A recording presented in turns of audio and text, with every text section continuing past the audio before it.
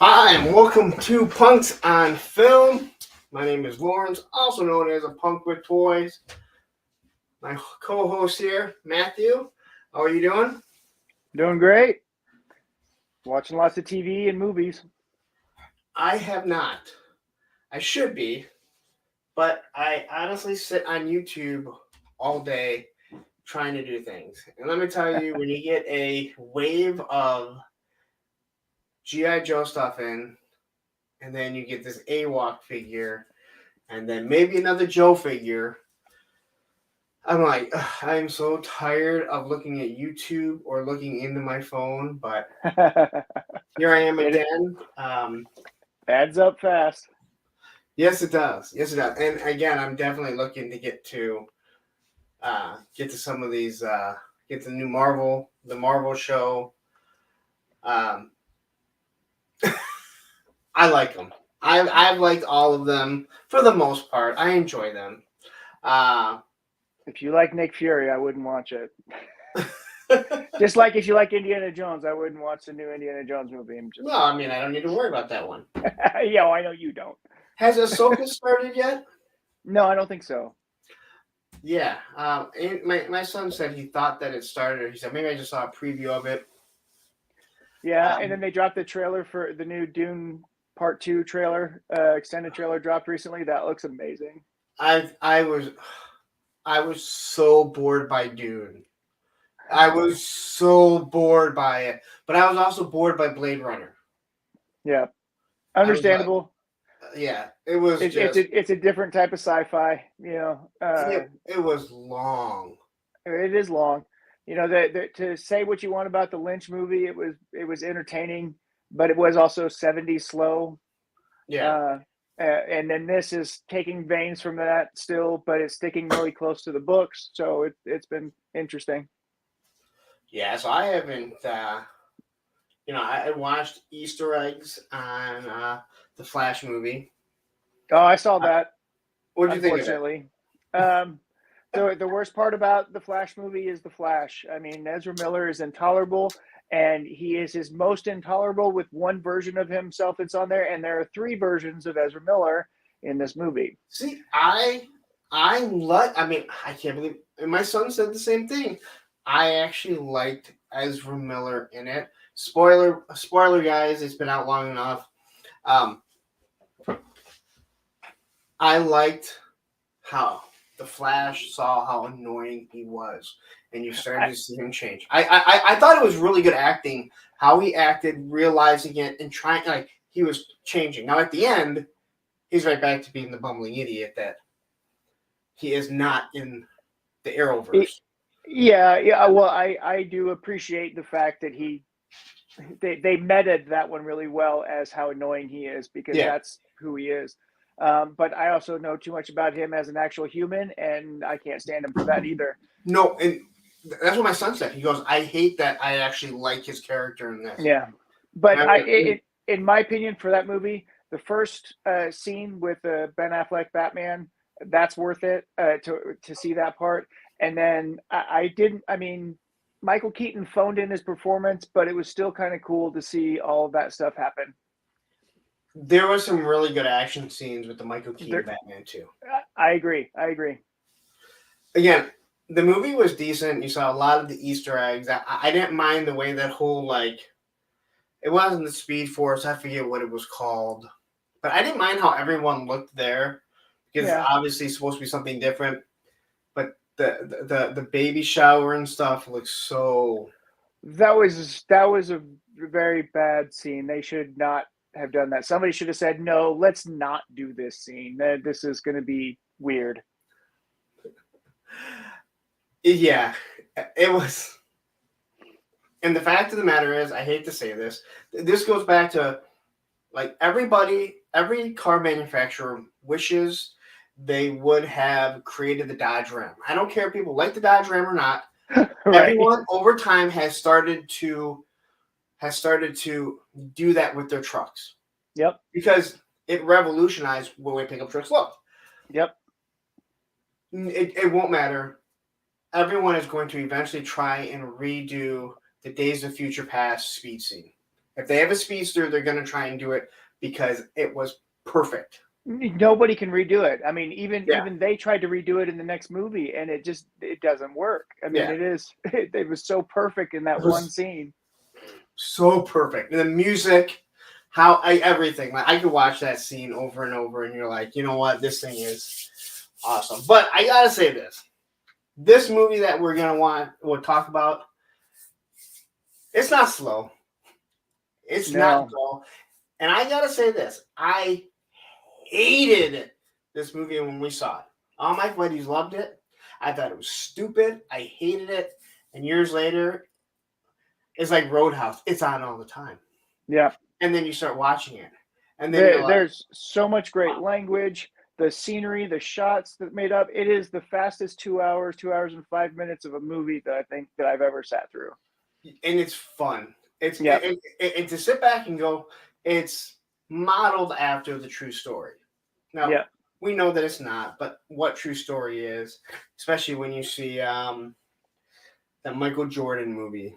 Just, like, you know, they talked about it. Matt Damon talked about it. He said, yeah, it's not all the exact same, but, you know, it's how they get to it, and it's the story of it.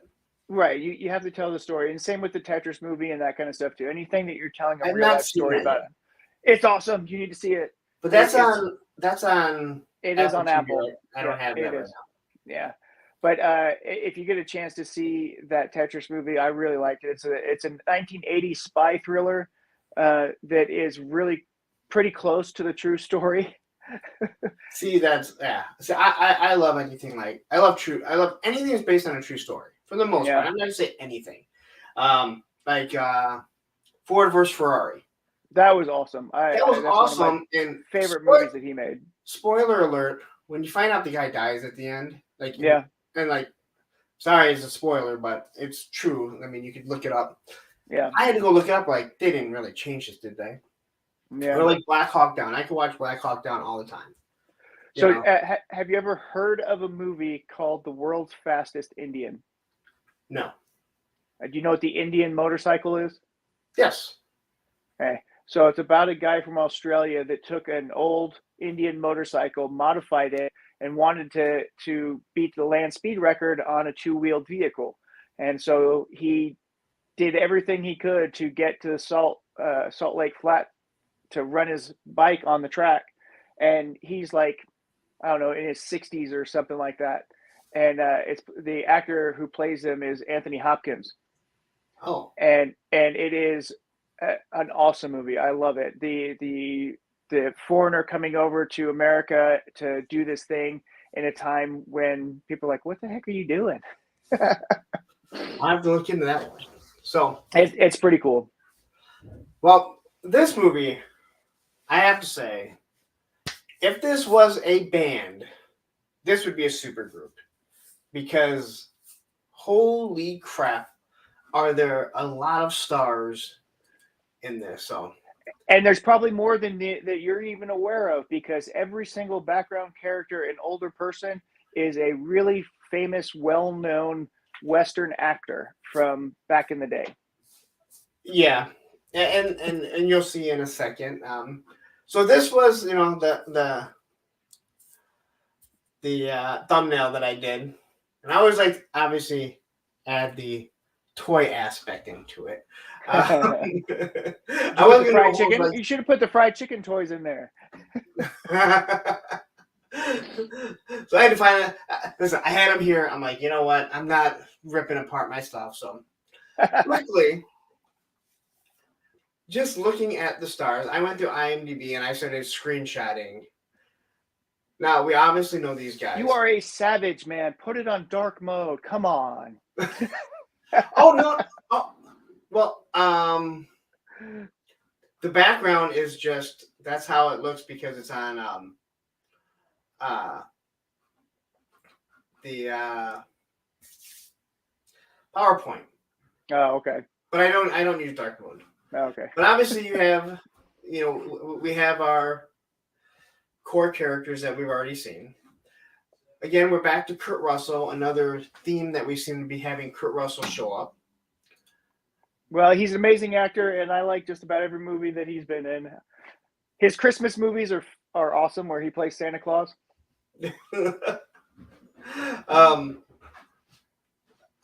Every single one of these people has done something.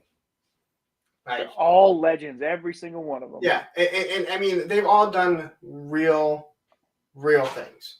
And I'm going to get a chance to meet Michael Biehn later this fall because he's going to be in town. So I'm going to go. Oh wow! Go shake his hand. Now, what do you see him as? Do you see him as Johnny Ringo? Do you see him from the Terminator, Aliens? All of it. I can't separate it, but probably most of all, Kyle Reese. Yeah. Yeah. I love The Abyss. I love Terminator. Everything that he's been in. I've really enjoyed it, except for really his Mandalorian scenes, but that's okay. And Alison Troy, she sees him as hot. And then Jason Priestley. Now, I'm sure a lot of you guys probably are not 90210 fans. Everybody knows who he is. I love 90210. He did a movie where he's a serial killer. Have you? Can't. That was awesome. I can't think of the name of the movie, but I remember it. That was awesome. Look it up. He's completely emotionless. Yep. It is such an awesome movie. And when he beats up the guy's girlfriend, it's awesome. And no, it's amazing. Allison says, also super hot. You just went outside because I heard them let you out. Stephen Lang. We got Mr. Avatars over there. So this was just like in a row. Yep. I mean, every single one of these people. Thomas Hayden Church. Yeah, they did so much. And Thomas Hayden Church, I'm sorry. I see him from Wings. Wings, that's all I ever see him. That's yep. Always. That's Lowell from Wings. Yep, that's it. And when they tried to replace him, it didn't work. No, it did not work. Because he was so good as Lowell. Yep. Again, more and more people. Michael Rooker. Yeah, I know. That you totally forget about.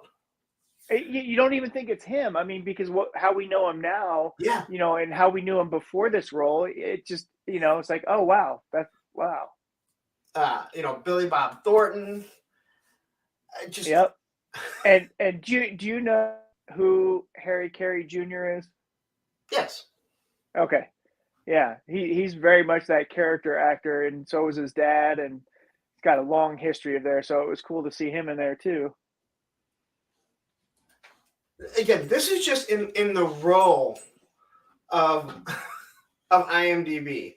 Yes, Billy Zane and John Ned Corbett. And Stacy is what he left for, and yep. I actually like Ned and Stacy from what I remember. It was a good show, yeah, but it wasn't as good as Wings. No, Wings was so good. The brothers, because they weren't the same. Mm-hmm. The diner, the fact that the taxi cab driver, who would have thought he would have gone on to be as popular as he was. Yep. It's funny, they've got John Corbett is in here, and I can never, I mean, even when I saw Tombstone, I could never not see him as the DJ in Northern Exposure. I've never seen that. Oh, I like Northern Exposure. It was late night television when I was growing up in DC, and it was the Arsenio Hall show and Northern Exposure and a TV show called Werewolf, which I really want to get on DVD at some point. But Billy Zane. I'm sorry. When I see Billy Zane, I just think of that awful movie where that sinks, and now it just took 5 more people. You talking about the Phantom? Yeah. The Phantom is the bomb, yo. And then the guy that's in Yellowstone, he's in it. Yeah. It was. I mean, again, like here, I'm just like scrolling through. I'm like, this was just screenshot after screenshot, right in order. Terry O'Quinn, man, you had everybody. Yeah. So getting into the movie, they do start off talking about what what was happening at this time, who the cowboys were, which is interesting, but it's hard to find screenshots of that. Yeah, he mentions the red sash, and he's talking about all the after the Civil War and Tombstone starting and stuff, and that red sash theme comes up. Even though I don't ever really recall seeing anybody wear a red sash necessarily, except for a couple people, but it only becomes really important at the end of the movie. It's more like dirty red. Yeah, what you kind of see. Yeah. But so. Oh yeah, and then I just wanted to bring up a point there. There's a scene at the end here when they have the cowboy that comes up and shoots the screen. That's taken from an old Nickelodeon video, one of the first pieces of film that was ever put out to the public for viewing. And they call them Nickelodeons because you put in a nickel and you look into the screen and you watch it. And that was one of the things that was in one of the movies that they saw, and it gave people heart attacks because they saw it on the screen and they thought somebody was shooting them for real. Oh wow.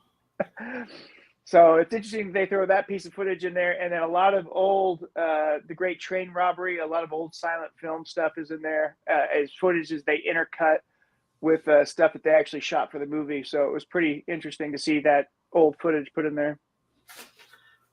But it's funny, all these guys are strapped, but none of them do anything. Nothing.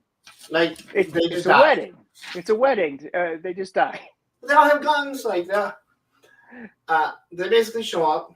They kill 3, so yeah, they start killing people. He did such a good job. Well, and on top of it, did you remember what Curly Bill said about him? Not only were they strapped, they were the Mexican police. Oh, I didn't. I must have not caught that when I was trying. Yeah. So Curly Bill walks in and says, "Mexican police, huh?" Because all of them, had badges or whatever. So they're able to kill everyone other than the people they don't want to kill. Convenient, right? Yep. Yeah. You really get to see. I think he does a wonderful job. I think Michael Biehn does a wonderful job here. He plays the great psychopath in this movie. I thought it was great. I also love the fact that the Mexican guy is translating to Spanish, and he's like, "Your Spanish translation sucks." Yeah. And he starts reading the Bible verse that the priest was actually saying. Yeah, and what I do like about his portrayal, it's so different than what you saw in Aliens and obviously what you saw in Terminator. So many people have a hard time switching between being a bad guy and a good guy. Well, it is similar to his portrayal in The Abyss because he goes through the decompression psychosis and he goes a little crazy and he wants to nuke everything. And that kind of... Oh, The Abyss is a great movie. I know. Again, there's a lot of movies you just never get around to seeing. Let's say hi to Anthony, Tony, decent customizer, horrible quarterback, Digital Diarrhea. Yeah, Digital Diarrhea. Tech, again, another channel member along with Allison Troy. Check out his channel. He's just starting it. We'll be pushing a little bit more on Monday. Palpatine. I probably should say it. I had Viper Scout, Handsome Head Injury, and of course Ray Paz, who's always here. All right, so there we said everyone. Allison says the Abyss is definitely worth. So I just love this portrayal, and when I see people portray stuff like this, I like to look back at God, I can't think of the name. It's the TV show is coming back, and it's actually going to take place in Detroit. Guy that plays a marshal. Plays a marshal in every show now. God, Justified. Oh, okay, yeah, okay. So they end up killing the husband. Then they move pretty quickly, but you could assume what they do with the wife, and they end up killing her. Yep. And you And can see on McMaster's face, Michael Roker, he's like, I don't like this very much. So you're already that's it. seeing some dissent. And I had that written down like right from the beginning. You can tell he's not okay with the stuff that they're doing. Nope. Yeah. And then the priest comes out yelling and screaming, and of course, the end of him. Yep. And just so you know, I have him as Yandu in most of them. And then they sit down and they have their big feast. Johnny They're all Ringo happy kills, that they were feeding him. Yep. Johnny Ringo kills the priest. And then he quotes the Bible. Behold the pale horse, and the man that sits on him was death, and hell followed with him. That's also, all that is foreshadowing also. So Yep. So then we see the train pulling in, and Wyatt meets up with his brothers, and I found it very interesting because sometimes you have to take yourself out of our day and age and think about, like, their wives have never met before. yeah. Well, two of them had. Well, yeah.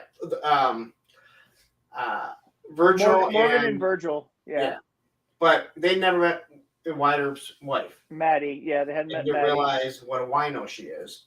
They don't quite get it just yet, but from the first minute she's on screen, she's showing addictive behavior. Yes. And this, I thought this was actually kind of neat. I doubt they really did this, but they're all looking into a window and they're seeing their reflection. Yeah. And again, like, you don't think how, like, not everyone has a cell phone that they can just take a picture nowadays and keep it. Well, so, there's another scene right before that I thought was also important, was that they're pulling Wyatt's horse out of there, and the guy whips the horse or tries to whip the horse again, and Wyatt stops him and whips the boy and said, "Hurts, don't it? Get on out." So he respects his horse. And when he steps off that train, he's got that sharp, eagle-eyed look. I mean, he did that perfect old-style Western whoa type of movement. He's perfect for this. Yeah, I agree. I mean, then the U.S. Marshal comes and says hi. Yep, the old guy. No, I take it back. No, these were the younger guys. That's right. Yeah. Yeah, they're trying to get him recruited, and before he can open his mouth, he's like, "Forget it, I'm retired." Said, "I did my duty, and I want to get on with my life." And he says, "Get rich, huh? I never saw a rich man without a guilty conscience." He's like, "I already got a guilty conscience. Might as well have the money." Yeah, and I mean, you watch it, and you're just like, you can watch the movie and you kind of realize, like, when you watch it a couple times, like, he's not a Boy Scout. He just didn't like the fact that he took a life and that it dwells on him. But he's not like some goody two-shoe guy. Well, but he also has this mystique, this legend that's built around him. And, when he gets honest with his brother later, and he's like, "I only ever shot one man." Yeah. Well, that changes. Well, yeah.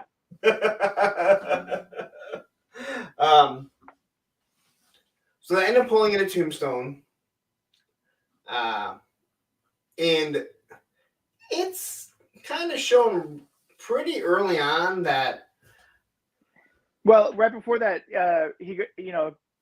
Wyatt's like, "I miss Doc," talking about reminiscing or whatever. Then they go about, and then boom, you cut to Doc, gambler. Yeah, but the way he also talks about it, see, and this was kind of weird. It's like,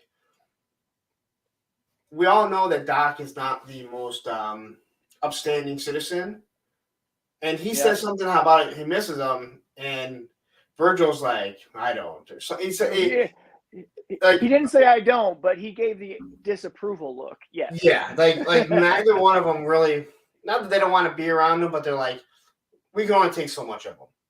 That's one thing I really love about this movie, is that the acting from everybody is phenomenal. And so much is conveyed with the facial expressions and the glances and the body language that they use. Everybody was top notch in this movie. And one thing that I have to say that I never even dawned on, these two right here have such good chemistry. Yeah, they do. Like, she has this undying love for him. Yep. And well, but she's also his enabler, right? Yes. But she has like this undying love for him where he respects her, but he's obviously not in love with her. And he talks about that later on. Yep. And that's when you realize, like, the South, I'm glad they didn't win because we'd all be married to our cousins.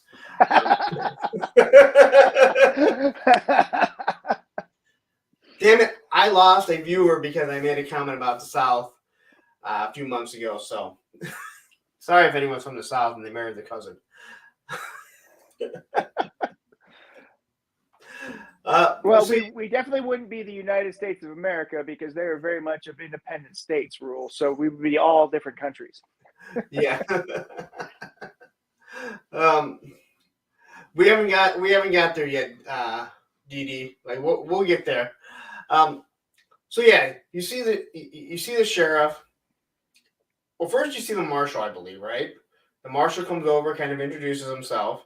Well, I mean, let's set up that whole scene with Doc. I mean, he's got this whole thing going on and gambling, and he wins, and the guy's all pissed that he won again, and basically you find out how much of a badass Doc Holliday is because, he kind of throws down, it's like puts his gun out there, says, "There, now we can be friends again."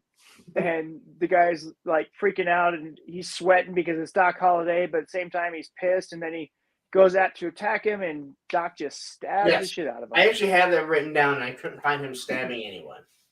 And then they take all their shit and rob the place when they leave. As they're walking out, they're pointing the guns and they're saying goodbye to everybody, and Kate just grabs a whole bunch of cash and puts it in the bag, and they're off, and they're saying, "You know what? Let's forget the luggage." And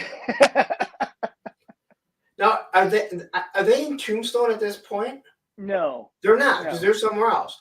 They just happen to end up in Tombstone also. I don't know if they happened to end up there, or they knew that Wyatt was going there, or that was the next money train that they wanted to see what was going on in. I don't believe in coincidence, so there was some inkling of going on because of the way that Doc and Wyatt knew each other previously. So yeah, I think there was some knowledge there. So they get in Tombstone. This is kind of when the marshal comes up. Yep, they ride into town. And I love this because they ride right past Boot Hill and they make a prominent note of the gravestone that's there. "Here lies Lester Moore, 4 slugs from a 44, no less, no more." And he pretty much reiterates that he's done. He's not. Right away, you see the sheriff is corrupt. Well, yeah, because John Behan, and he's not. Well, I mean, he's the Shire Reeve. He's the tax collector. He's the guy that thinks he's the most important man in town, and he thinks he is because of all of his connections, right? He's county sheriff, tax collector, captain of the fire brigade, chairman of the nonpartisan anti-Chinese league. So racist on top of it, and town land commissioner. So if you got to buy property, you got to buy it from me. Yep. But he's got 3 cottages for rent just for you. It sounds like a sweet deal. So he's got to take it, and then we meet Fred White right after that. Okay. So I can remember we met the sheriff first, or we met. Yeah. Yep. So Harry Carey Jr., Fred White, the town marshal. Yeah. So he pretty much asked him about the Oriental. Well, yeah. So they just have a conversation, and BN explains that there ain't no law around here. The Red Sash is the Cowboys. Everybody's making money hand over. Fred White brings up the Behan stuff about him being kind of shady, and then he's like, everybody's making hand over fist except for the Oriental. Everybody spits their tobacco. And then that's when Wyatt decides he's going to go meet Billy Bob Thornton. Yep. Anthony, stop getting ahead of stuff. All right, we've all been there. It's not that big of a deal. So he goes in the Orient. Anthony, I really like the Wyatt Earp movie, but it is not as entertaining as Tombstone. And it may have some more historical fact correctness involved, including his other brother that was there and all that kind of stuff. But the Kevin Costner movie is just boring. And I think I say that about a lot of Kevin Costner movies. Does not make Yellowstone so... I can't watch Yellowstone. Oh, I really? love 1880. I love 1883. I love 1923. I just can't get into Yellowstone. Yeah, I think that's ironic what you said because I kind of agree with you. How does this switch? So he walks in. He talks to the owner. Asks why it's not that busy. He points out this a-hole. Yep. Then he walks over and has words with him. Has words with him and pisses the guy off, and he's like, "Who the hell are you?" Well, okay, so when he's talking to the owner, the owner introduces himself and he says, "I'm Wyatt Earp." And he's like, "Yeah, right." He doesn't believe it. Yep. It's like, whatever, that's my name. Again, those are things you have to take yourself out of this day and age. Michael Jordan could not walk into some place and be like, "I'm Michael Jordan," and someone be like, "Yeah, right." Exactly. Everybody knows who Michael Jordan is, Yes. and what he looks like. But even if you saw a picture of him, you wouldn't even it'd be so bad. Yeah. So he walks over to him at the table. And then Billy Bob's teasing him, saying, "No gun for man to don't go heels. You sure do run your mouth." And he says, "No need to go heels on a fat tub like you." I mean, the witty dialogue that goes on in this is amazing. I love the back and forths between all of them. It's really putting someone in their place without having a weapon to threaten them. Because he walks in, he doesn't have a gun or nothing, but at the same time, as soon as he stands up and he reaches for the gun, Wyatt steps in and says, "Go on, skin it." And he's daring him to draw the gun, and he's just sweating balls, saying, whatever. And so he just slaps him, takes the gun, and bashes him up inside the head. And then he makes a deal with Milt, and he asks for 25% of the house take. That sound about right? But first he asks him, "Are you going to do something or just stand there and bleed?" Yeah. Which is like, yeah. I mean, you can't embarrass a man any more than that. Oh, just wait. That's true.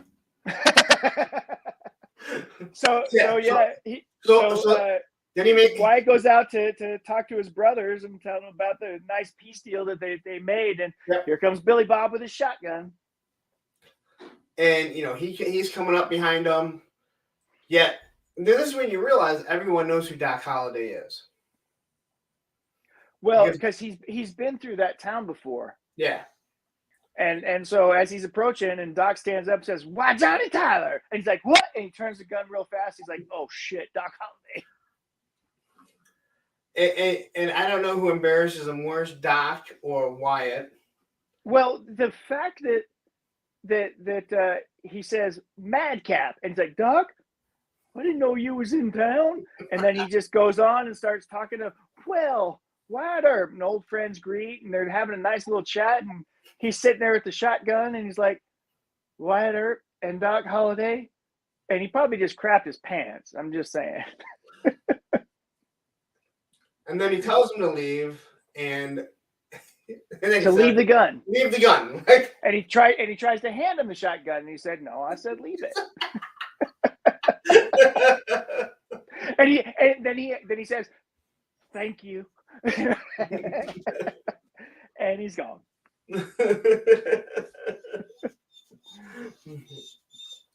And then we see the... No, hold on. Before that happens, Wyatt introduces Doc Holliday to Sheriff Bean. Okay. And he says, "Piss on you, Wyatt." Trying to embarrass Doc because he's a notorious criminal being introduced to the sheriff of the town. And they discuss expansion, and then boom, boom, boom, gunshots start flying. And then we meet Turkey Creek Jack Johnson and Texas Jack Vermillion are getting in a shootout over a private affair of somebody calling Turkey Creek a liar. And then they end the dude in a fair fight.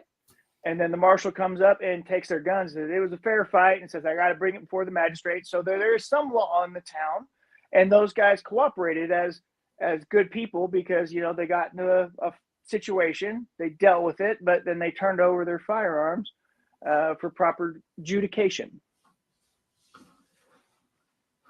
And then you see the theater show up. The actors arrive. The pretty lady and the beautiful man. And this is right when you realize Wyatt Earp doesn't really seem to care if he's cheating on his wife, even though he makes it sound like he doesn't. Because he doesn't really hold anything back that. Well, I took it as, you know, to a degree, he is unconscious of his response to her. You know, because of the conversations that they have, and the way that he tries to deny it later and all this other stuff, and he pushes it away.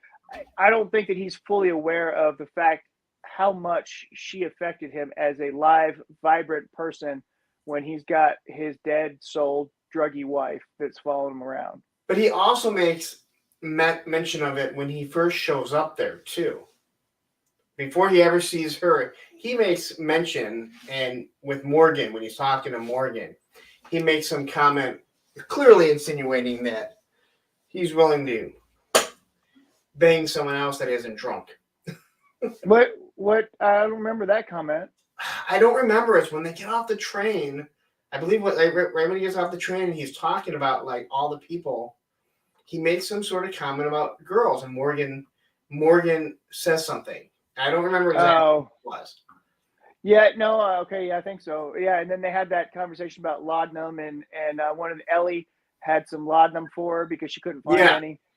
Yeah, but I do love the line of the actor there.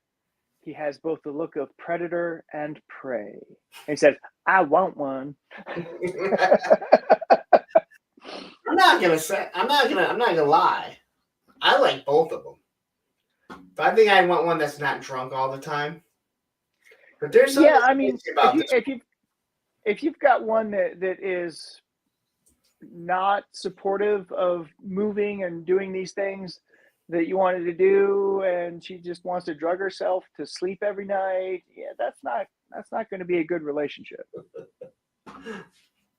And here you can just see the stare. You know what's going to happen. Yeah, I mean, there was an immediate connection between the two of them.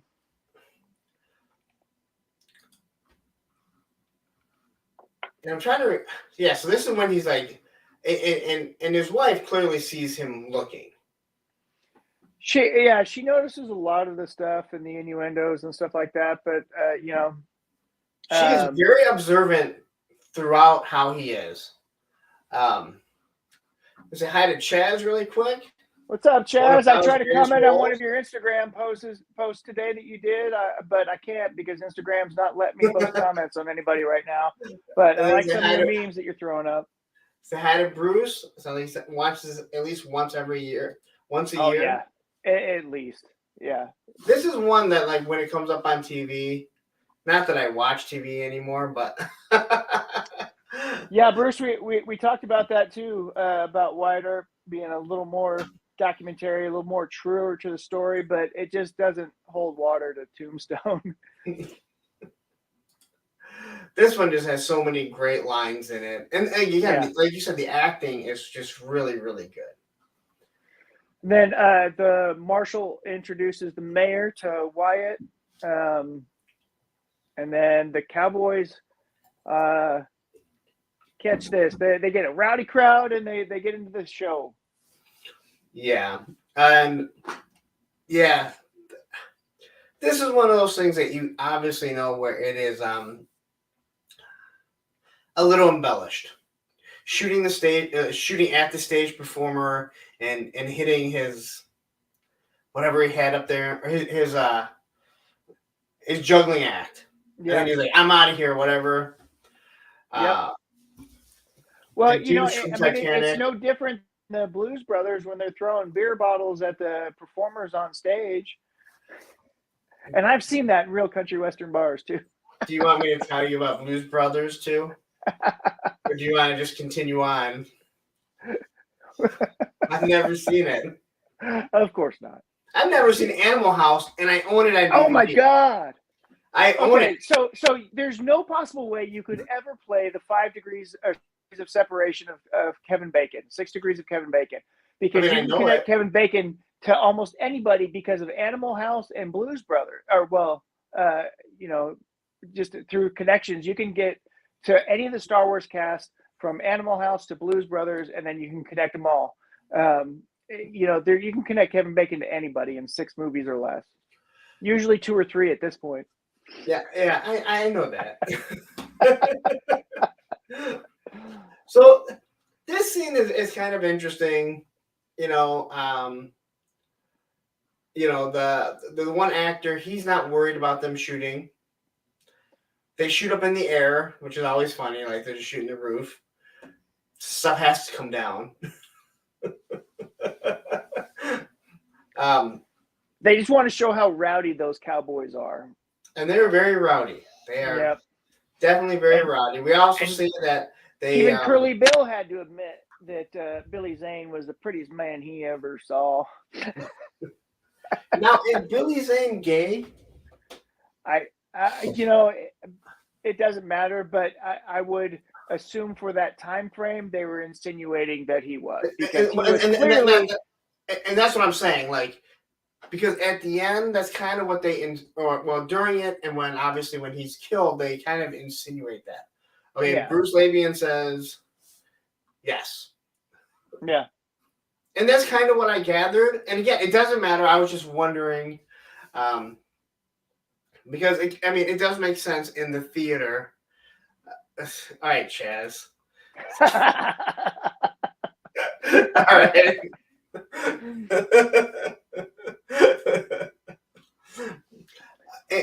And you see the deputy Brandon Walsh, who is infatuated by the actor. Yes. And you can tell, like, he's a wannabe. He just wants to fit in. And he even tells you later on. But you can tell he really has a good heart for who he is. And I don't know why I took another shot of this. Then we've got the Faust story. Yes. And they go through all that, and then when they find out who the devil actually is. Well, hold on, let's go, because Curly Bill mentions, I said, I'd take that deal, crawfish, and drill that devil in the ass. And then he turns to Johnny Ringo and says, "What did you do?" And I said, "Already did it." They have a really good chemistry together. They did, and I think Michael Biehn could have good chemistry with almost anybody. Yeah. But the two of them played well off of each other. There's several scenes that are perfectly timed, and if it wasn't for the seriousness of some of the situations, they'd almost be funny. Yep. But yeah, now we reveal the devil. Yep. And they end up. What happens after this? Well, as she takes off the mask and everybody realizes Josephine, and what does Wyatt say? Well, I'll be damned. What does Doc say? You may indeed if you get lucky. And if I remember correctly, his wife was sitting right there. Of course she was, yes.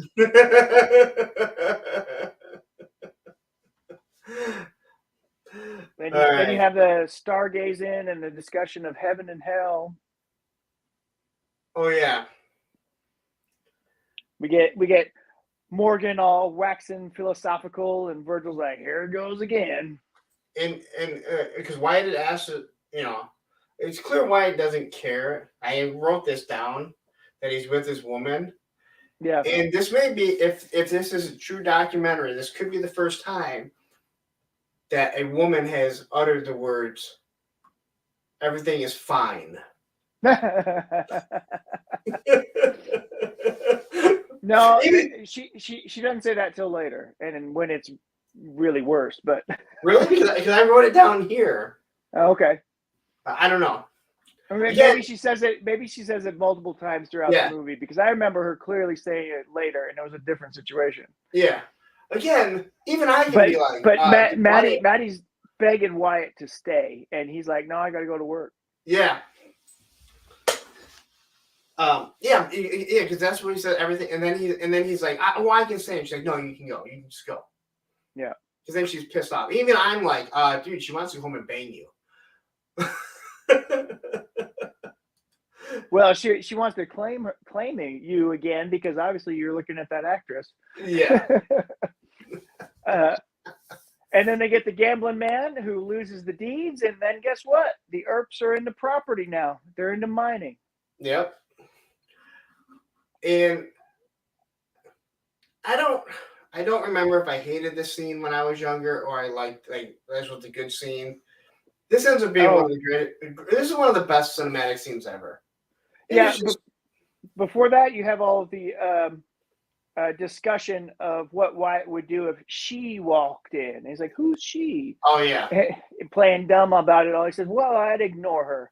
And so she walks in, and he's like, "Ah, hell." Because Doc knew that she was coming in the back door all there.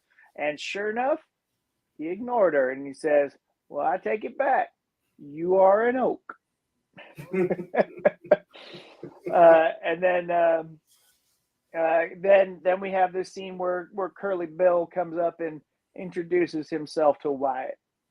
Yep. And once again, they're not wearing the red that we talked about earlier. But we know who they are, and Ike Clanton is drunk as hell. Kansas law don't go around here. And Johnny Ringo is obviously realizing like Doc is not in the best shape. He's not in the best shape, but he knows his reputation. And I would say today, Johnny Ringo would be able to take out Doc. Yeah. And then Ike keeps going on and on and on, and then Curly Bill plays something and he wins, and he goes, "Shut up, Ike." And then we have Johnny Ringo, Doc Holliday, round one. Yep. And listen, as a kid playing with guns, we always were trying to spin guns around. Yep. So to watch him do this, you're like, this is so awesome. Yep. And they're all laughing at him. And then he takes his little teacup and he does the exact same moves. He makes the noise and he moves it back. Which I gotta say, to this day, if I spin something, I always spin it like this. I always have to go like across my body. Of course. Well, but just go back for a second. But I think it was before that is when they get into the Latin conversation. Before they do the draw stuff. You know what they're saying? I'm sorry, what? Do you know what they're saying in the Latin conversation? No. So they come in there and I think Johnny calls him a drunkard, and he says, "In wine there is truth," or "being drunk makes me tell the truth," And then Ringo goes on, "Being drunk made you a drunkard," basically you're an idiot for drinking that much. And then Doc goes in and as an ancient quote that means basically go and tell somebody who cares. And then Johnny Ringo goes, "Youth is the teacher of fools," or to the effect of, somebody needs to teach you a lesson. And then he's like, "Do what you like. It's your funeral." And then that's when they do the drawing. Okay. So if you didn't know that, that's roughly what it translates to from Latin. There's specific phrasing, but the meaning of it was also implied. So there's major tension when Ringo does it. And then when Doc does it, it totally breaks the tension. Everyone laughs, including Curly Bill. Ringo doesn't laugh. Oh, well, he does. He does break a bit. And he's like, Yeah. all right, you got me. All right. But it's a laugh. We're like, all right, we're going to get in. At the same time, Wyatt has the shotgun underneath. Yep. But you would think at this point they would know that everyone has a shotgun underneath the table wherever they're at. Yeah. But this scene is absolutely wonderful. Like, you cannot watch it and not just laugh about it. It's amazing. And the back and forth, the intenseness of everybody involved, how everybody in the entire place is stopped to watch. And I would imagine that's exactly the way it was on set, because those two men are so captivating when they're engaged like that. It was a really great scene. And I think in this movie, everyone has wonderful chemistry. Yeah, I agree. Yeah, they worked really well together. I would say the person that has the least amount of chemistry, and I would say this in almost any movie that he's in, is Morgan.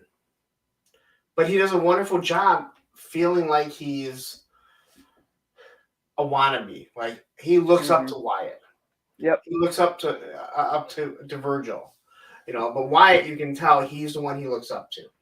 Yeah, I mean, so, and this is why they chose 3 brothers instead of the 4 who were actually there, like they did in Wyatt Earp, because you have the greenhorn youth, you've got the experienced middle-aged man, and you have the elder lawman, elder statesman. So you have 3 different perspectives to view this entire incident from. Okay. That you can place yourself into. And at different stages of your life, you may feel like you fit in one versus the other. Like the first time you watch it, you're probably thinking more like Morgan on a lot of things. And then maybe in middle life, you're thinking more like Wyatt. And then later on, you're thinking, fuck, yeah, I'm more like Sam Elliott. So Virgil is the oldest of them, correct? Yes. Okay. Yeah. And he was a lawman before Wyatt was a lawman. And so he kind of encouraged Wyatt to kind of go that way. Listen, Sam Elliott is in all these movies that I would never. I always think he's like 80 years old, yet he's outliving all the actors he was in. Right. Pat Swayze. Yep. So I just love this Curly here. Like, he's like kind of breaking, like he's like, all right. Oh, did you see that? Bruce mentioned The Ike. Stephen Lang was too busy watching Doc and Ringo in their scene. He forgot to to step in and react. Now I want to watch it again. All right, so the next scene that they cut to after that is Wyatt and Josephine meeting up when they're riding. So this is in the wrong spot. There we go. That was in the wrong spot. After a while, I don't want to look at slides, and I'm trying to put them in. And so they just happen to meet up on this ride. I don't believe in coincidences. I already said that earlier, right? Yeah. and this is really just to show, like, that they have this chemistry. And clearly down the road, we're probably going to see them together. Yeah. Well, they gotta ride the impulses out of the horse, right? Yeah. As a metaphor for themselves as they go and have their picnic as the horses are snuggling with each other. I might need to get a horse just so I can meet a woman. Just ride it through the streets of Detroit. I mean. Well, we still have Fort Worth anyway. Still has mounted police units. They do have police horses through Detroit, usually during events and stuff. But I'm like, I don't know what the hell a police horse is going to do in Detroit.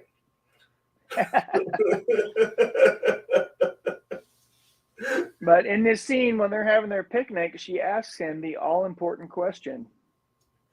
What do you want to do? No, are you happy? Oh, yeah. And Wyatt lies to himself. Clearly. And then she talks about her desires to live off of room service. Which really leads to a awful, awful scene. Probably my most hated scene ever in this movie. When he goes back to his wife.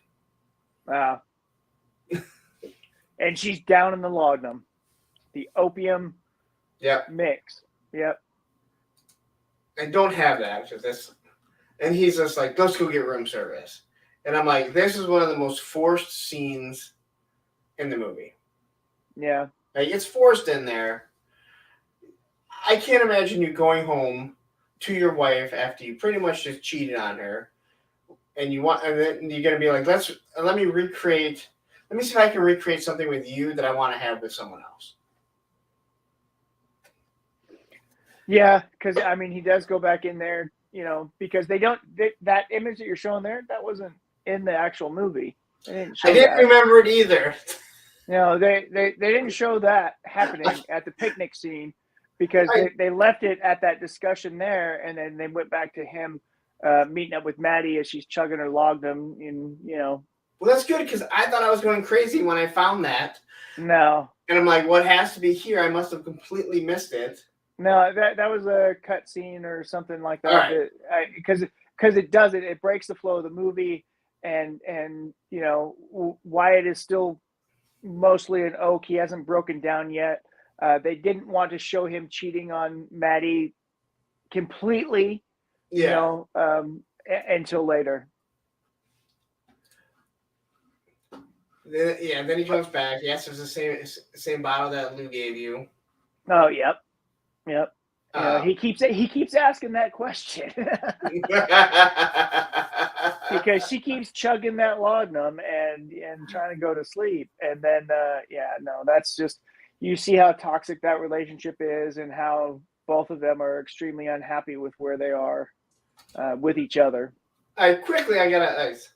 PNC says, late to the show, I had to FaceTime with a newborn. It was thrilling. I don't know how you FaceTime with a newborn. Other than your wife or girlfriend obviously wants to show you what your newborn is doing. You must be sitting in a hotel going, all right, just come on. I can just look at the picture and see the same thing. Now, that's saying I would do something like that, but. All right, so they didn't kiss here. I'm glad because I was like, I don't remember this. No. I must have been writing notes down or something. No, I don't think that happened. I don't remember that. But then we go to Doc playing the piano with Big Nose Kate. Yeah, so there's some spaces in between here. There are some. I'm sorry, PNC. Because we've got wobbled. Oh, sister's new kid. It's sister's new kid at that. That's even worse. It's not even your own kid. Hey, nieces and nephews are important. But I like how he says it just wobbled. Not he or she wobbled. It just wobbled. Well, it hasn't determined what gender it wants to be yet. Now I'm thinking of those like Weeble wobbles. Oh man, we're old. Yeah. So there is a big gap that I couldn't find pictures, and again I Google stuff, so Jesus, PNC. What is it? I don't like when they call me Uncle Tom.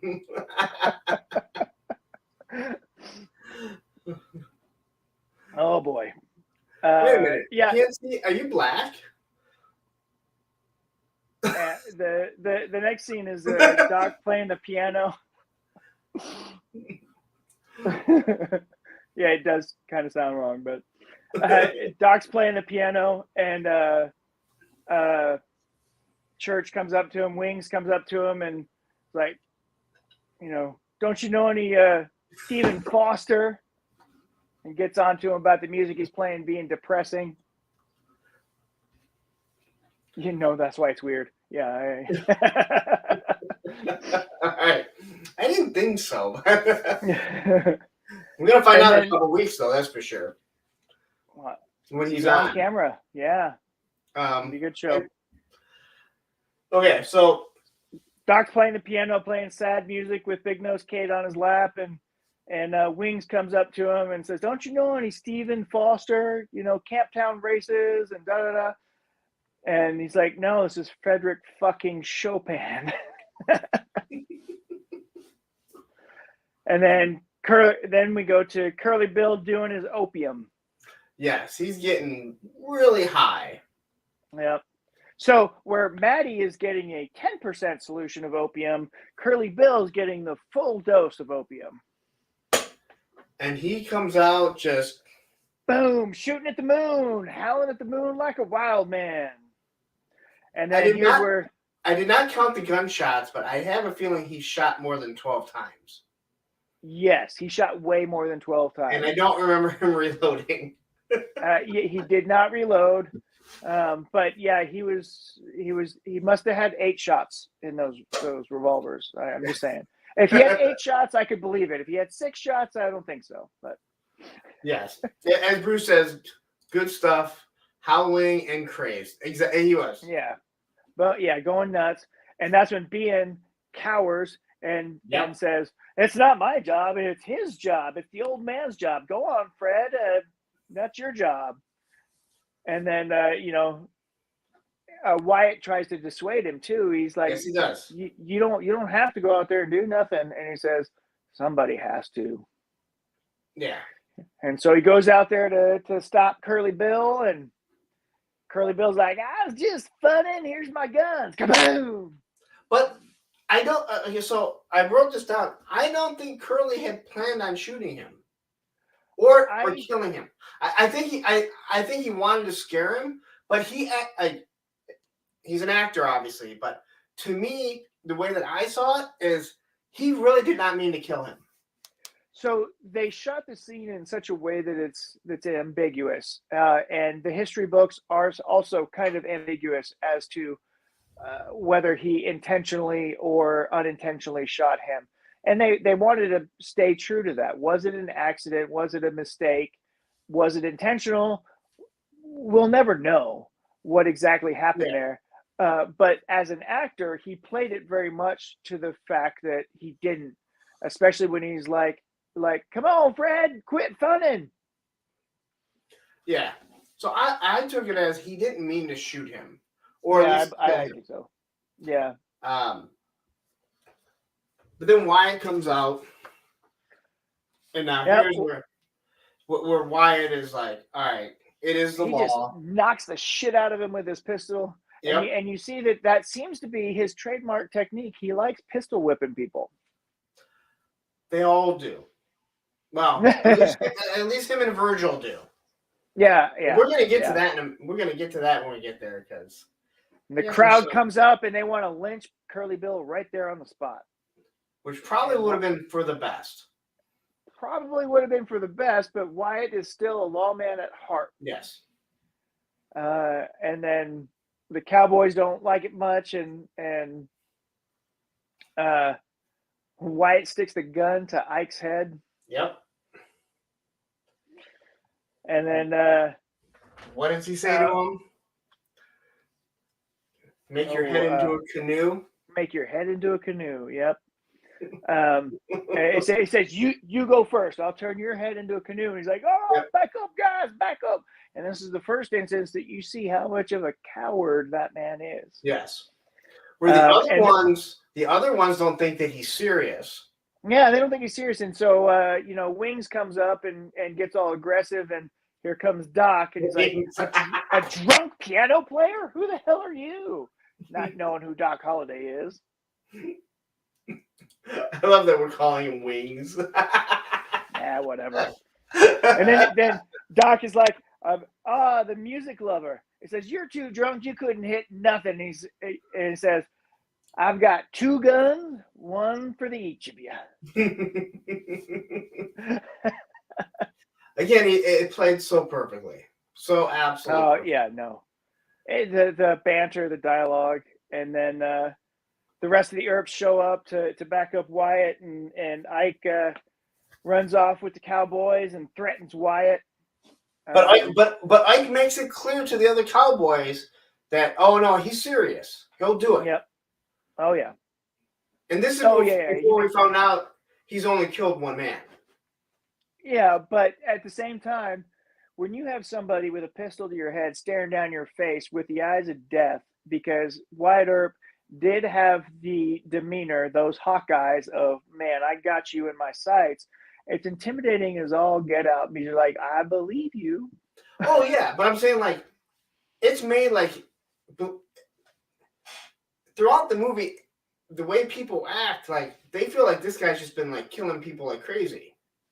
Yeah, I mean everybody's acting only like one guy that he killed, but he was involved in many law enforcement situations. But his reputation from that one shooting carried his career up to this point into Tombstone. Yeah, it's kind of like Michael Jackson. He probably only molested a couple kids, but we think he molested a whole bunch. Oh man.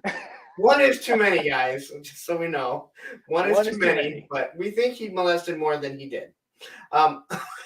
Corey Feldman would deny that, but I don't. Hey, whole different subject. I don't believe that he did. Corey Feldman. He took advantage of kids that he knew that they didn't have money. Not even going to touch that.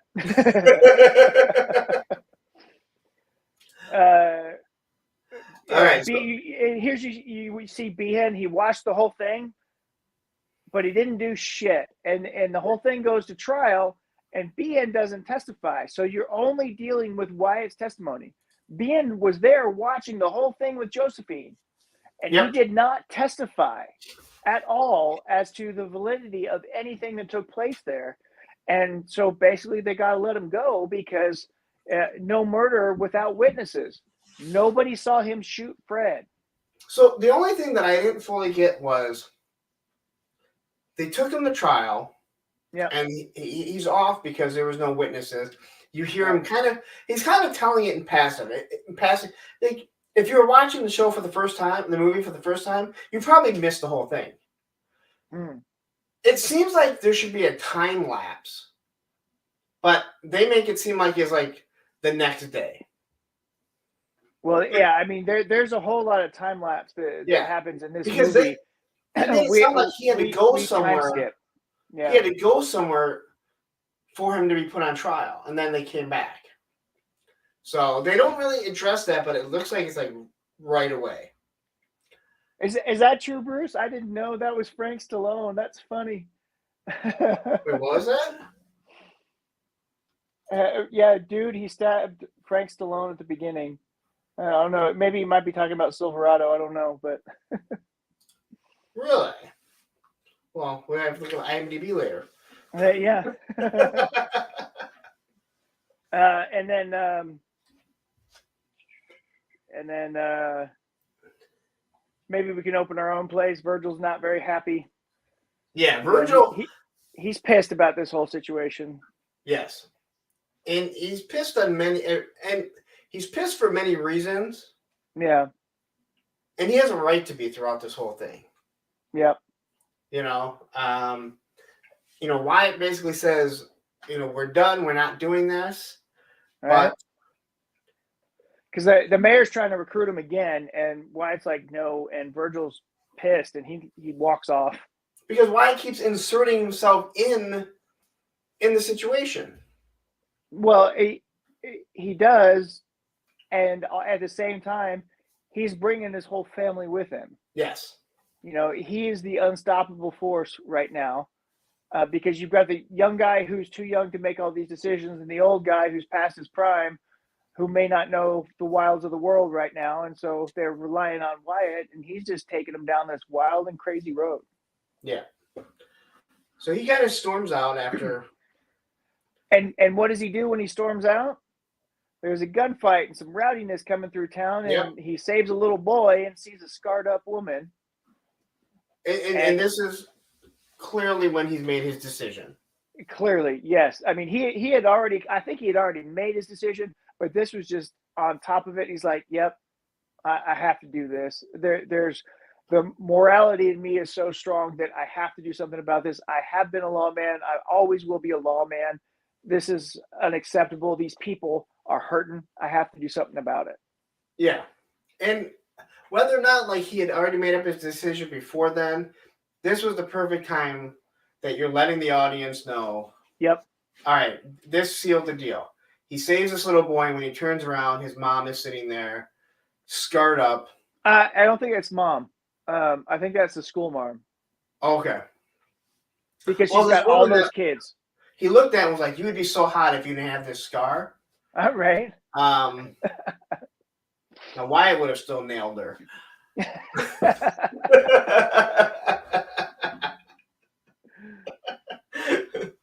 All right. Yeah, but he makes a decision, and then the next thing we see him doing is posting up the new ordinance. Yep. Because he's been sworn in. And this is where the mayor comes in and supports Virgil, because the mayor was wanting him to do this, and Bean comes in and says, "You can't do this," and the mayor's like, "The hell he can't."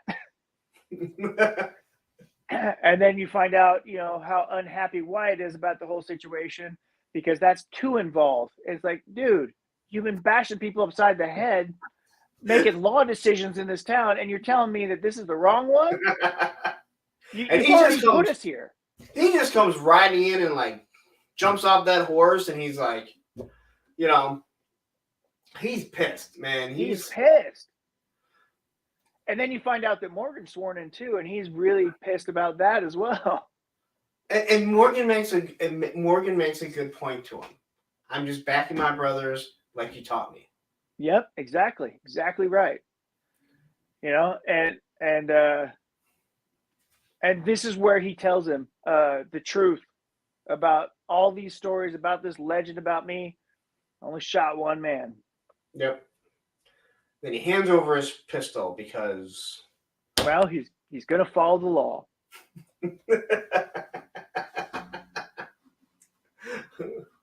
Until he says, "I am the law." And here movie. You have one of the greatest mustaches. Just, honestly, how was Tom Selleck not cast in this somewhere? Right? Like, go watch Quigley Down Under if you want to see that. I don't know. That was a good Tom Selleck Western type movie. Because in those days, brothers always back family, unless you're a Wyatt Earp. Well, no. People mistake the blood is thicker than water thing, because that's a biblical thing that people misinterpret. But anyway. So here they're back at the Oriental. Now, and guess who's singing? Josephine is sitting there singing her heart out at the Oriental when Wyatt walks in. But the one thing you see here is that Wyatt may be mad, but he's not holding a grudge per se. No. He's still there with them. Yep. They're still involved. It's still family. They're doing their thing. He expressed his unhappiness, but okay. Well, we still have to live our life. It's about family. Those All are right, movies. Fast X. I've never seen any of those movies, and the fifth one is pretty good. It's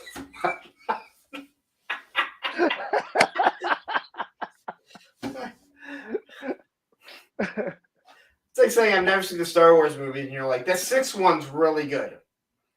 Well, technically the fourth and fifth one are the best, but they were the first two made. But anyway. All right. So here they are. They're all gambling. And then Doc's been gambling for 36 hours straight. And Clanton and McClowry showed up not too long ago. And apparently Doc has won 12 hands in a row. Ain't nobody that lucky. And here we go. And they tell this to Wyatt, and Wyatt's going to try and get him to leave. He's trying to get him just to go to bed. That's all he wants to do. He kind of sits down, puts in his money, is getting ready to play poker with him to try and talk to him. That's the only way he's going to talk to him.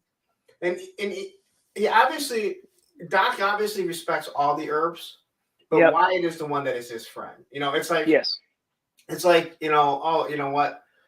It's like brothers that, like, the one guy is like, he's friends with all of them, but there's one brother that, you know, that's who his real friend is. So Wyatt is clearly the, you know, the only guy that he's even going to have any, you know, listen to at all. The only person that can affect him in any decision that he makes is Wyatt Earp. And to a degree, Kate, but that's about it. Yes. Well, you know, the persuasion of the mouth can be very persuasive. Ike gets a little pissed off that obviously he keeps winning. Why, Ike? Whatever do you mean? Maybe poker is just not your game. I know. Let's have a spelling contest.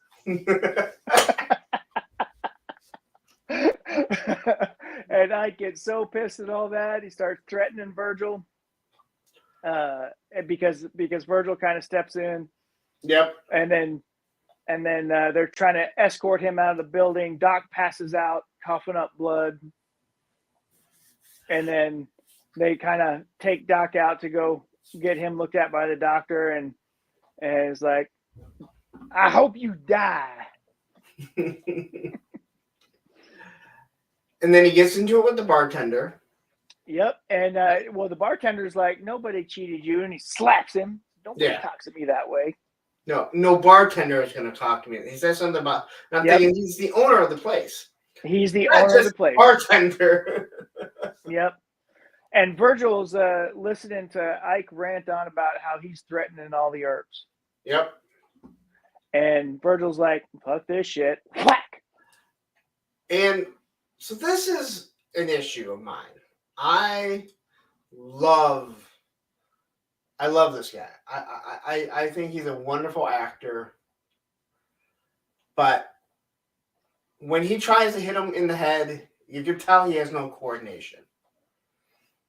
When he's in a roadhouse and he's fighting, he has the worst fighting stance I've ever seen of a man fighting. Everything that he does, I look at this guy and I'm like, everything that you have is built off that voice. But he has swagger. It's just a cowboy swagger. It's not a Street Fighter swagger. Yeah, well, but he needed to be a Street Fighter in Roadhouse. In Roadhouse. Yeah. Well, that's why he died. And he has one of the greatest lines in We Were Soldiers. Yeah. When the one guy keeps walking by him and he says, "Good morning, Sergeant." He says, "I know what kind of goddamn morning it is." But this is where he hits him in the head. And every time I watch it, I'm like, oh my God, you look awful. Like, you look like you're going to drop the gun. Which then makes me say, how many takes did you do before you finally didn't drop the gun and like, all right, we're just going to keep this one.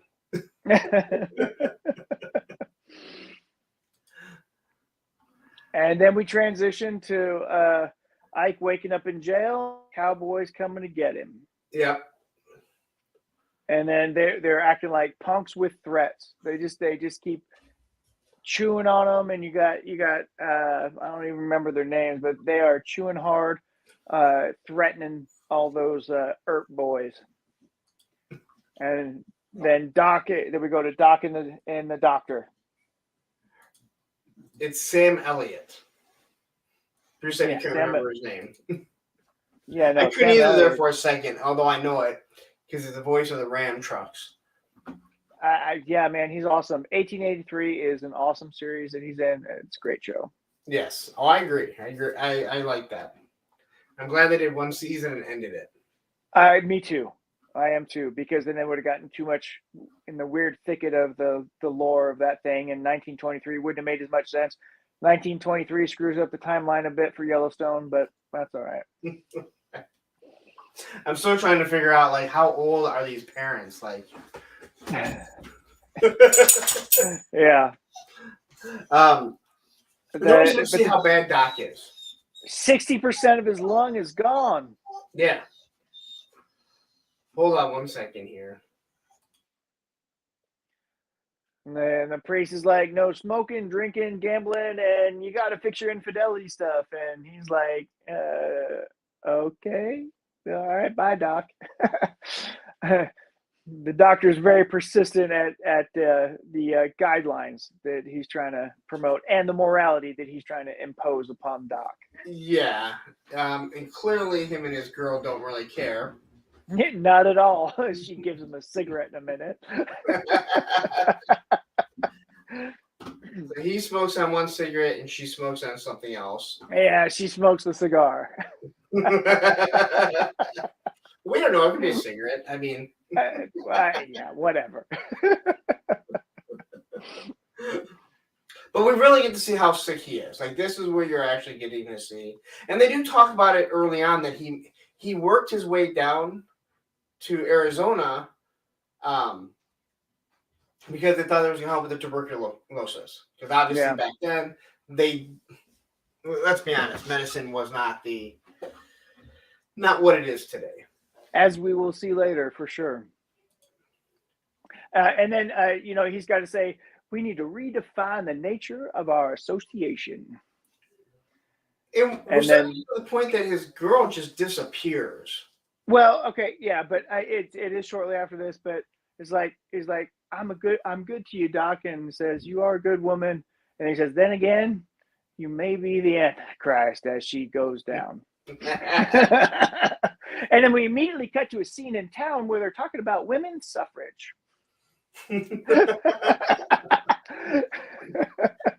You have all these women petitioning to vote as they ride into town.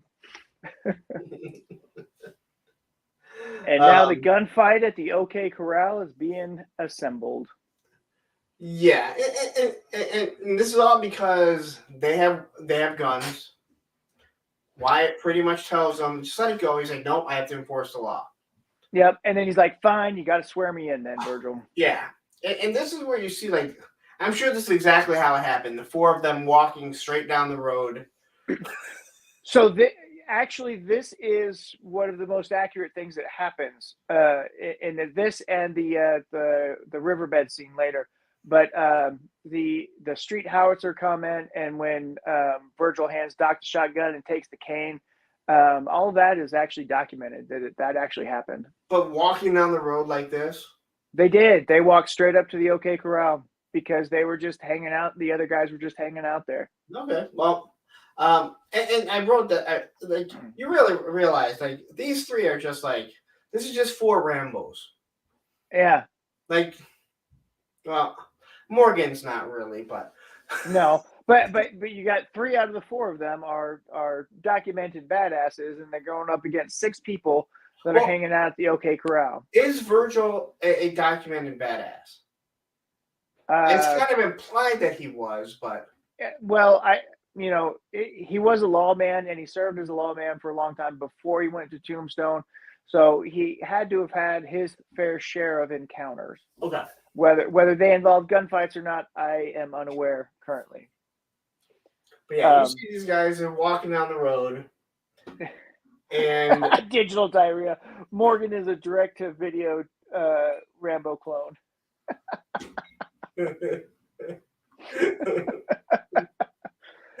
But yeah, they're arguing. Hey, it's a misdemeanor, and he says, Doc shows up, and it's like, Doc, it's not your problem. Well, that's a hell of a thing to say to me. And then you really realize how much he cares for them. Well, how much he cares for Wyatt. Yeah. If Wyatt is involved with this, he's going to be involved with this. But he has inserted himself into the Earps lifestyle because they have something that he has never had and never will have. But even if you were to take Wyatt out of this, if it was just the 2 brothers, you get that sense like he would owe it to Wyatt to back his brothers. You know what I mean? Maybe. I don't know. I think his connection to Wyatt is the strongest bond that he's ever had. I understand what you're saying, that he would want to honor that bond by protecting his brothers in that situation. But I wonder if at that point he would have just kind of moved on with Big Nose Kate. It's not nice. Well, that's what they call her. That's her name. So here they show up at the OK Corral. Got that epic movie scene with them walking down like you showed there. And then the kid runs out. Yeah. Oh, yeah. Bam! Yeah, the kid runs out. And you can see how nervous Morgan everybody's on edge. Everybody's on edge. But Morgan more so because he's never been in this situation before. Now, Tony, where are you now to talk about I've been in the OK Corral? Have you ever been to the OK Corral, Matt? I have not. I know a friend of mine who's been there, and he described a lot of it, and it was tiny. It is. The Boot Hill and the OK Corral, yeah, it's tiny. It is. There is no way that it's as big as what they show. No, what they show in all of the movies is way larger than what it actually was. And when you look at it, like when you walk into it, you're like, how did everyone not die? I mean, it is. It is a tiny little. Yeah, BN comes up and says, "Hey, no, I disarmed him. And said, "You disarmed him," and they keep on walking. Once again, you see what a pussy Behan is. Oh yeah, and we really get to see it in a little bit. Oh yeah, for sure. And then they come around and they say, "We're here to disarm you. Put your hands up." And everybody reaches for steel, and he's like, "No, I don't want this. I don't want this." They're trying to stop the fight from happening. And Ike's sitting there washing his face. The only one who's not armed currently. Yeah, but Wings is determined. Oh well, no. I mean, Doc intentionally provokes it. Yeah. He gives him a little wink. Hey, pretty boy. And then boom, there it goes. And then we have the worst edit, or they could have tried to reshoot it or something, but there's a bad edit here. As they're going to town with the gunfire. One of the guys is hiding behind the horse, and Doc fires a shotgun up in the air. Yeah. And then he brings it down and he shoots and kills the guy. And then they reused the scene from another angle, but it was a few seconds back. So he fires the shotgun again and the guy falls down. It's actually two different shots, but it makes it sound like or look like he had 3 shots with that shotgun. It happens. Yeah. And then you got Ike being the coward that he is, pleading for his life because he's got no gun. And what does he do? Well, he runs in and steals Bean's gun and starts shooting him from the backside. Yep. And you also see at the point that Behan's girlfriend, or whatever she is really getting aggravated with him. Well, she never liked him to begin with. She was just with him because he's the most powerful man in town, and Wyatt wasn't paying enough attention to her.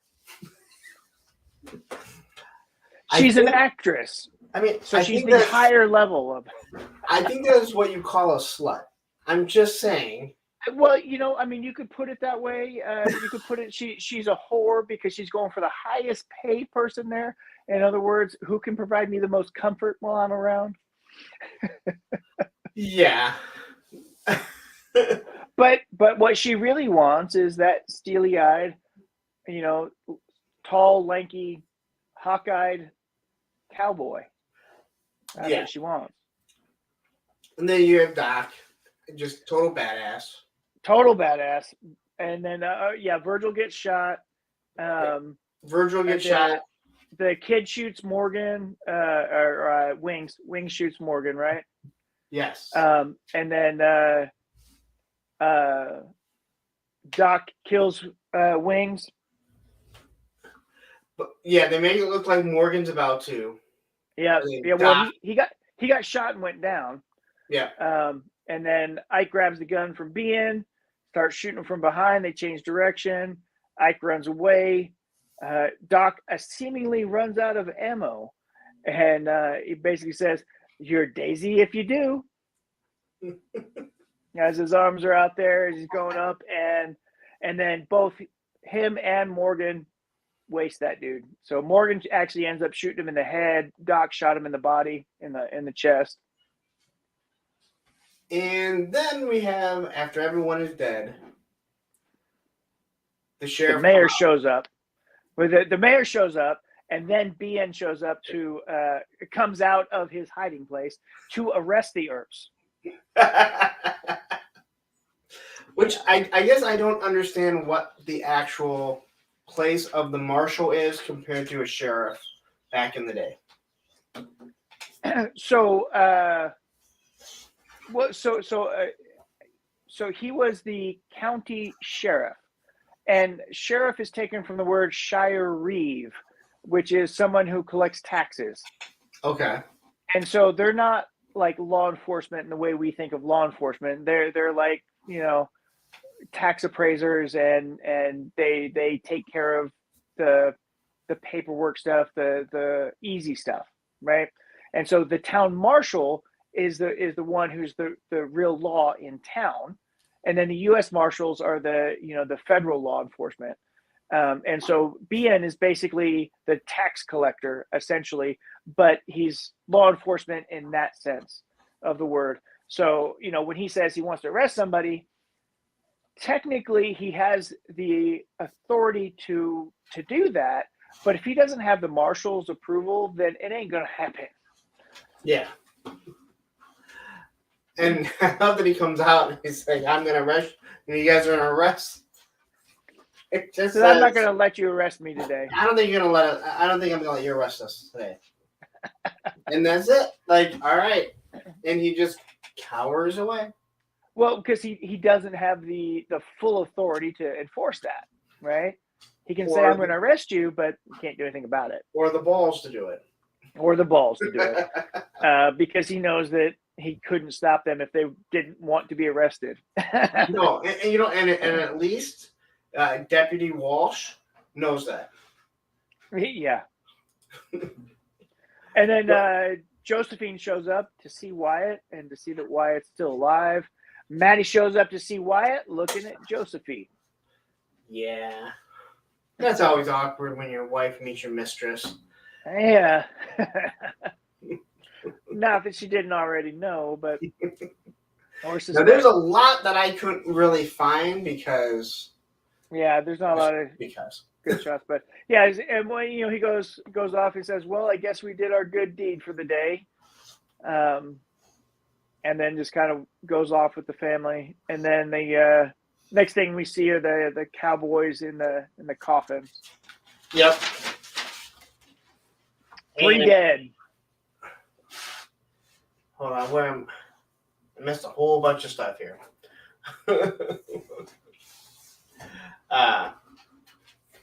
So we've got them 3 dead in the coffins. They're walking them down.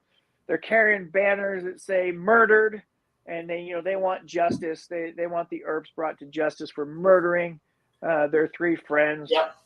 And then they bury them in Boot Hill, and Morgan and Wyatt are sitting on the front porch, and Morgan's like, "You were right, Wyatt.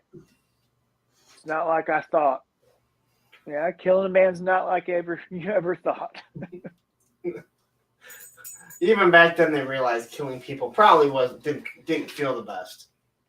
Yeah, I mean, it takes a piece of your soul if you have to kill somebody, right? I mean, that's forever on you. And I feel like I missed something because. Yeah, because right now, then we go to morning, and you see 90210. So I wanted this because this is when he's drunk. Because yeah, we're not there yet. Oh, we're not. Okay, good. No, because we got in the morning. Billy is they try to say good morning to Billy, and Billy's all pissed off at them, and he's got a badge now. He's got to show him his badge. Yeah, and he's pissed at all the Earps because those men you killed were my friends. And then we get to Johnny Ringo being drunk. Okay. So it is before this, though. That's where It is before that. Yes. Yeah. Way before. Yeah. again. So we got Johnny Ringo being drunk, and he starts stumbling after the Earps, going after them, trying to entice them to fight. I want your blood, I want your souls, and I want them both right now. And he's like, we don't want any more trouble. He says, well, you got trouble. It starts with you. I'm not going to fight you, Ringo. There's no money in it. You see what Wyatt's motivation is there. Yes, and that is shown throughout the movie. His motivation is just making money. Yep. He does want to protect his family. He wants to do right by his brothers. Yeah. And he wants to make money. Because he did his time as a lawman. He's like, my time as a lawman is done. Yep. I served. I did my duty. Now I deserve my reward. And then you got to, sober up.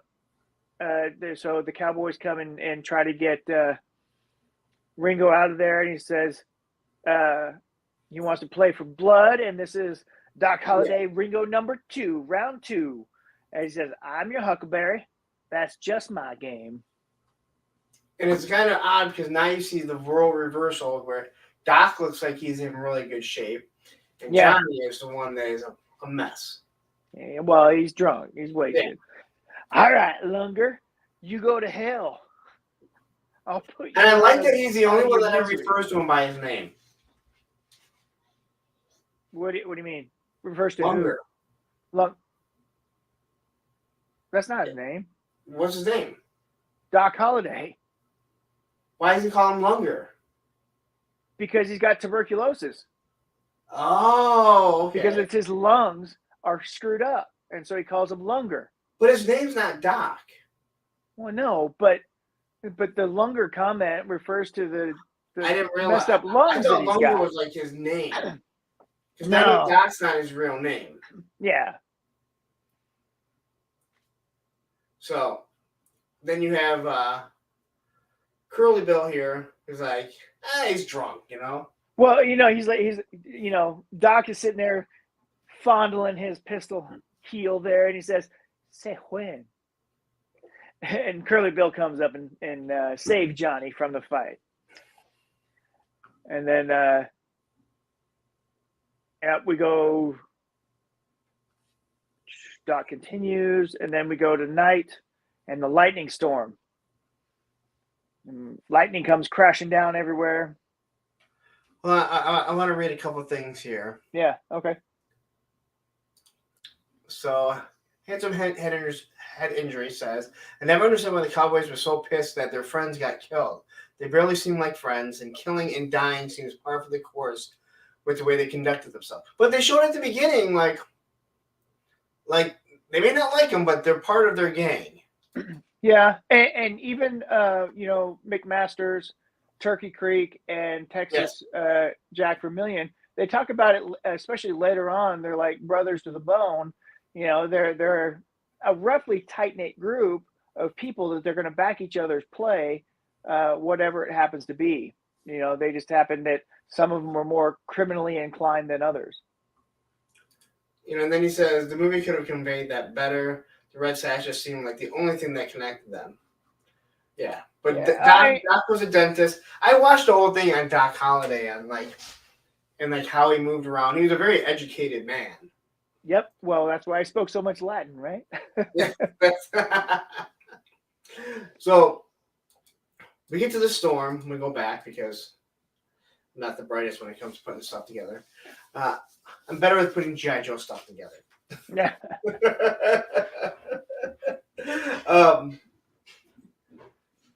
So there's a bunch of stuff that's missed here. So Storm's going, and Bien comes in to meet with Josephine and basically insinuates what's going to happen.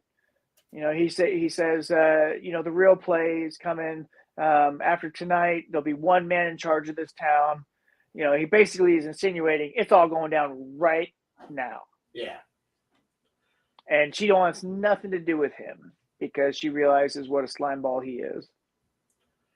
And then she goes over to the girl. Oh, wow, to Well, so now we go to Virgil looking out, and the cowboy in the shadows, watching them, and then Virgil's like, basically, I'm out. I'm going to bed. Morgan's feeding the dog his spaghetti as they're sitting down there eating their meal on the pool table. Is this the first time we see the dog? I believe so. Yes. Because I was like, where the fuck did the dog come from? I don't know. I think there was something a little earlier, but it wasn't emphasized at all. Okay. So this is the first time that we really see the dog. So I'm like, I don't know about you guys, but I have a dog and it's constantly bugging me anytime I'm trying to do something. Right. Yeah. And the other thing that I couldn't figure out is these cowboys, they're not happy with them, and clearly they know they're going to come try and kill them. Right. And yet Virgil's just going to leave on his own. Like, you would think they'd be going in pairs anywhere they went at this point. I don't understand this either. The strategic logic of it doesn't make any sense. Maybe it was just like, they don't think that it's actually coming tonight. I don't know. Yeah. They were just like, oh, they're running off. They're going to go blow off some steam outside of town, and we won't have to worry about them. And then you see Virgil sitting out there walking, and you can tell he feels that something's wrong. He kind of stops and looks around, and then we cut to the girls, and Ellie's reading tarot cards, and she says, the Tower of Babel, death, the devil, basically, there's some stuff coming. And they're like, why don't you play a real game like poker or something? And then somebody starts walking up, and they said, oh, hey, Virgil's coming back. But it wasn't Virgil. Yep. It was Josephine. And she's coming in to warn everybody. And she makes it perfectly clear, I know I'm not the person you want to see. Like, she already knows that there is this tension between the two of them, because she's trying to bang, her man. But also at the same time, she obviously doesn't hate the woman because she knows nothing about her. Right.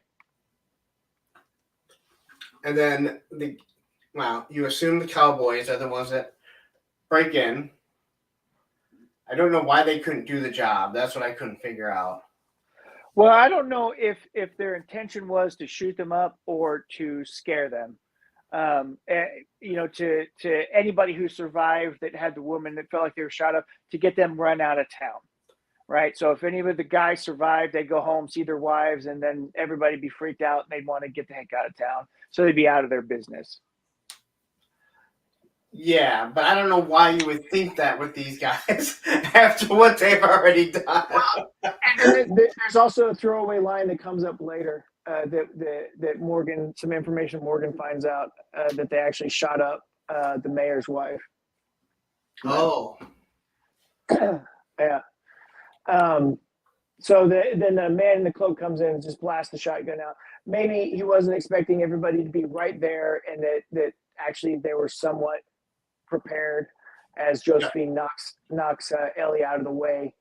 And he's like, oh crap, he just fires a couple blasts and he takes off because there's 4 women in there, and he doesn't know if any of them have any guns or knowledge of guns or anything like that. That's true. I guess I didn't really think of it like that, but that's the way I thought of it, because it's a hit and run, right? Just blast out the windows and create the fear, if nothing else. If you hit somebody, great. If not, whatever. And then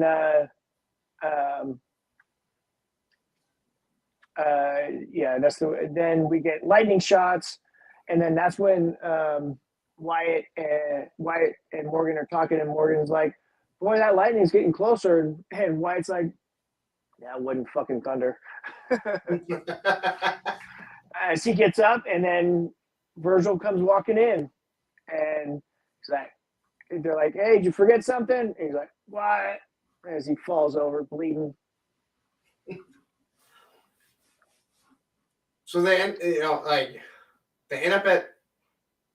over at Virgil's place. Yeah, so they go back to the cottages. They go back to the cottages, and then Virgil's in basically triage, and the doc's working on him, and basically he's like, oh crap, he's gonna you know, they're freaking out about that. Morgan comes in and basically pulls Wyatt aside to get him away from everything that's going on there. He says, you know, they hit Clovis's house. They shot up his wife. They shot up his wife, Wyatt. They're bugs. There's no live and let live with bugs. And so, and Wyatt's like, we got to get out of here. And basically Morgan's like, wait, what? You're fucking running chicken? And he's like, look what's going on here. And that's when you find out that that Virgil's going to lose the use of his arm. And he gives his wife a big old hug and says, I still got one arm to hold you with, Ellie. Yes. Because that's what I'm thinking about when I'm shot.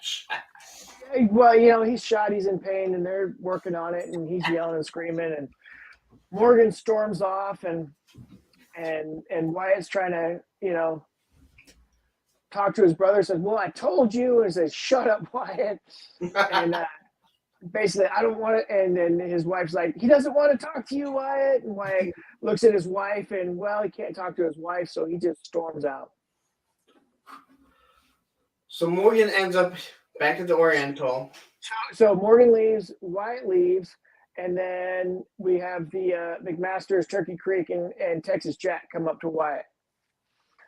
And they said, we want no part of this. You know, we didn't do this. We, you know, he's like, you had no part of it. And brothers to the bone, right, McMaster's?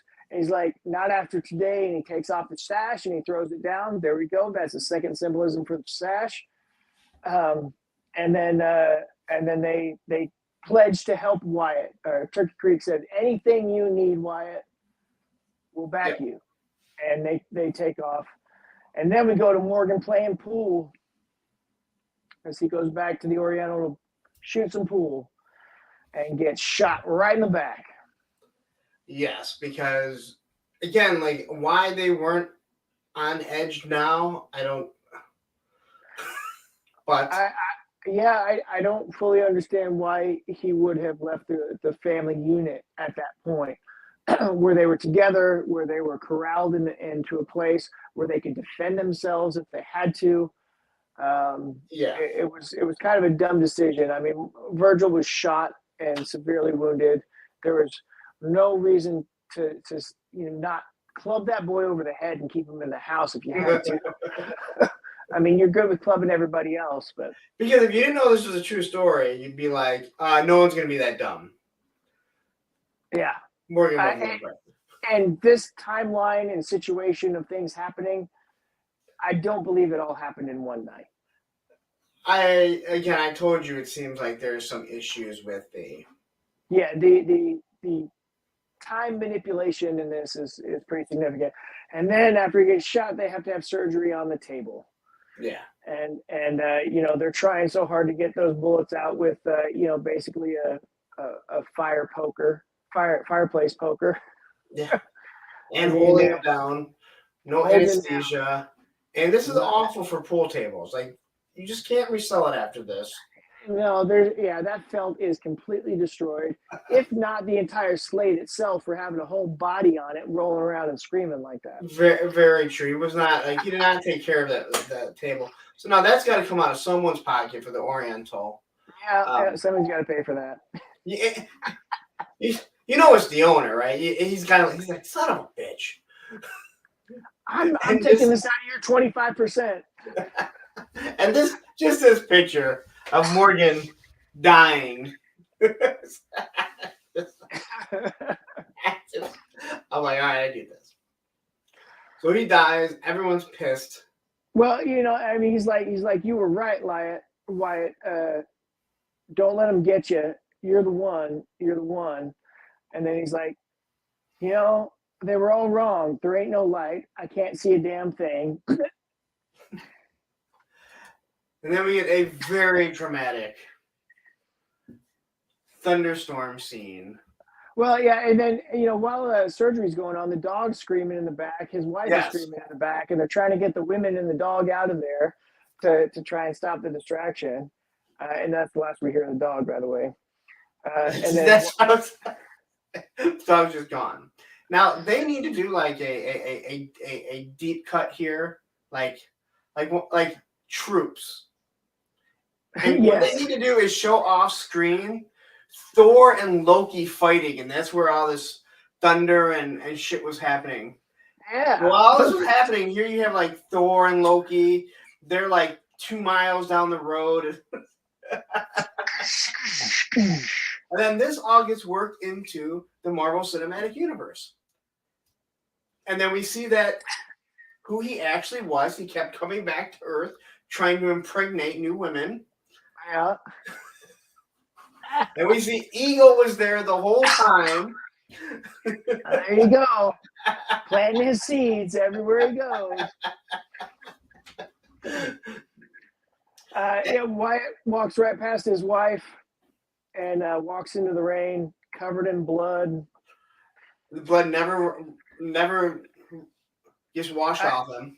Well, I mean, this is total Macbeth, right? I mean, this is what happened to Lady Macbeth in Shakespeare, covered in blood. The blood never comes off. He's got the blood all over his hands.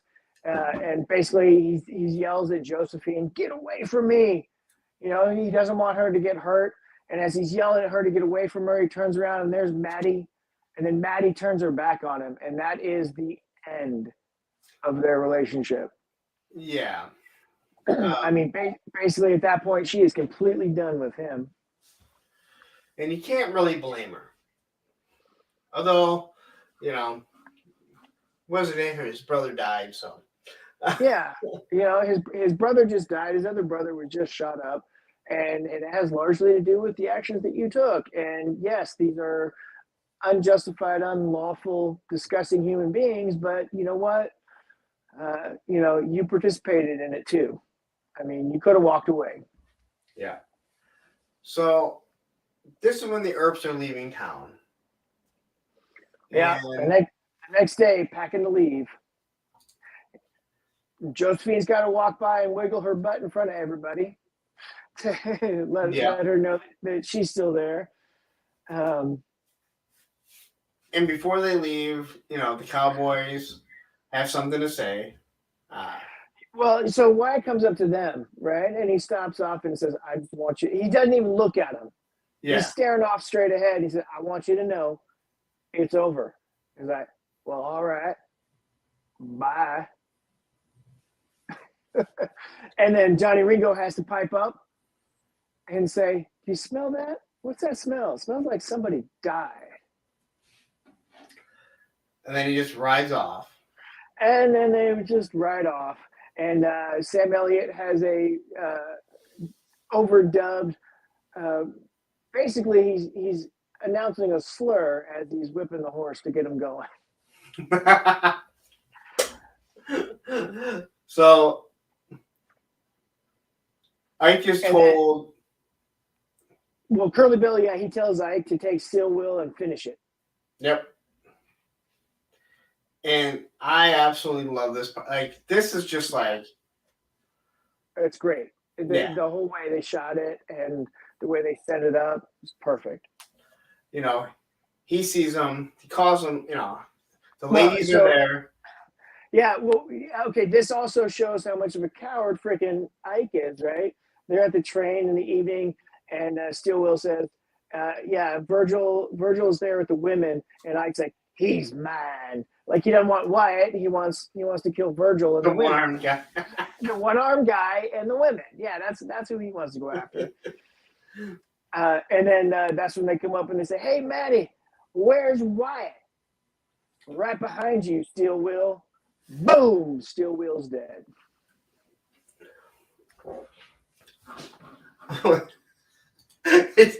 He took a train to LA to go bowling with the dude.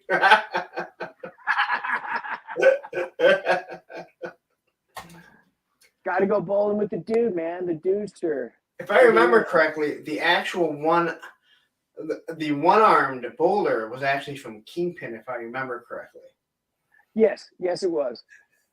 Yeah. And then you've also got the one-armed bandit, right?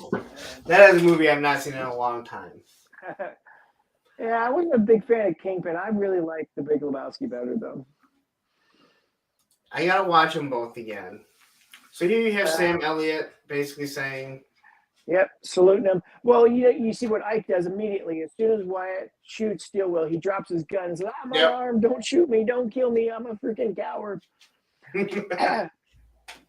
And Sam Elliott gives them the salute as they ride off in the train. And this is where you get the term "spurned" from, right? As Wyatt takes his spurs of his boots and cuts the man across his face. And you notice there's no one even like phased on this train that they just shot him. They don't give a fuck. Yeah. We gone. And if I remember correctly, Sam Elliott kind of like motions to Wyatt. Like that's one or something like that. Well, I think he's just like saying, all right, Yeah. And then you have, and then that's when he says the deal with Ike. He says, "If I see a red sash, I kill the man wearing it. You run, Kerr. You tell him law's coming. You tell him I'm coming and hell's coming with me," which is basically an interpretation of that quote that was said earlier in the movie by Doc Holliday. So after this, it's pretty much just a montage of them. Oh yeah. Yeah. Well, also, at that point, you see Doc and Turkey Creek, Texas Jack, McMasters. They're all there to back him up, and then you get the murder. You get the murder montage after that. Yeah, you call it that.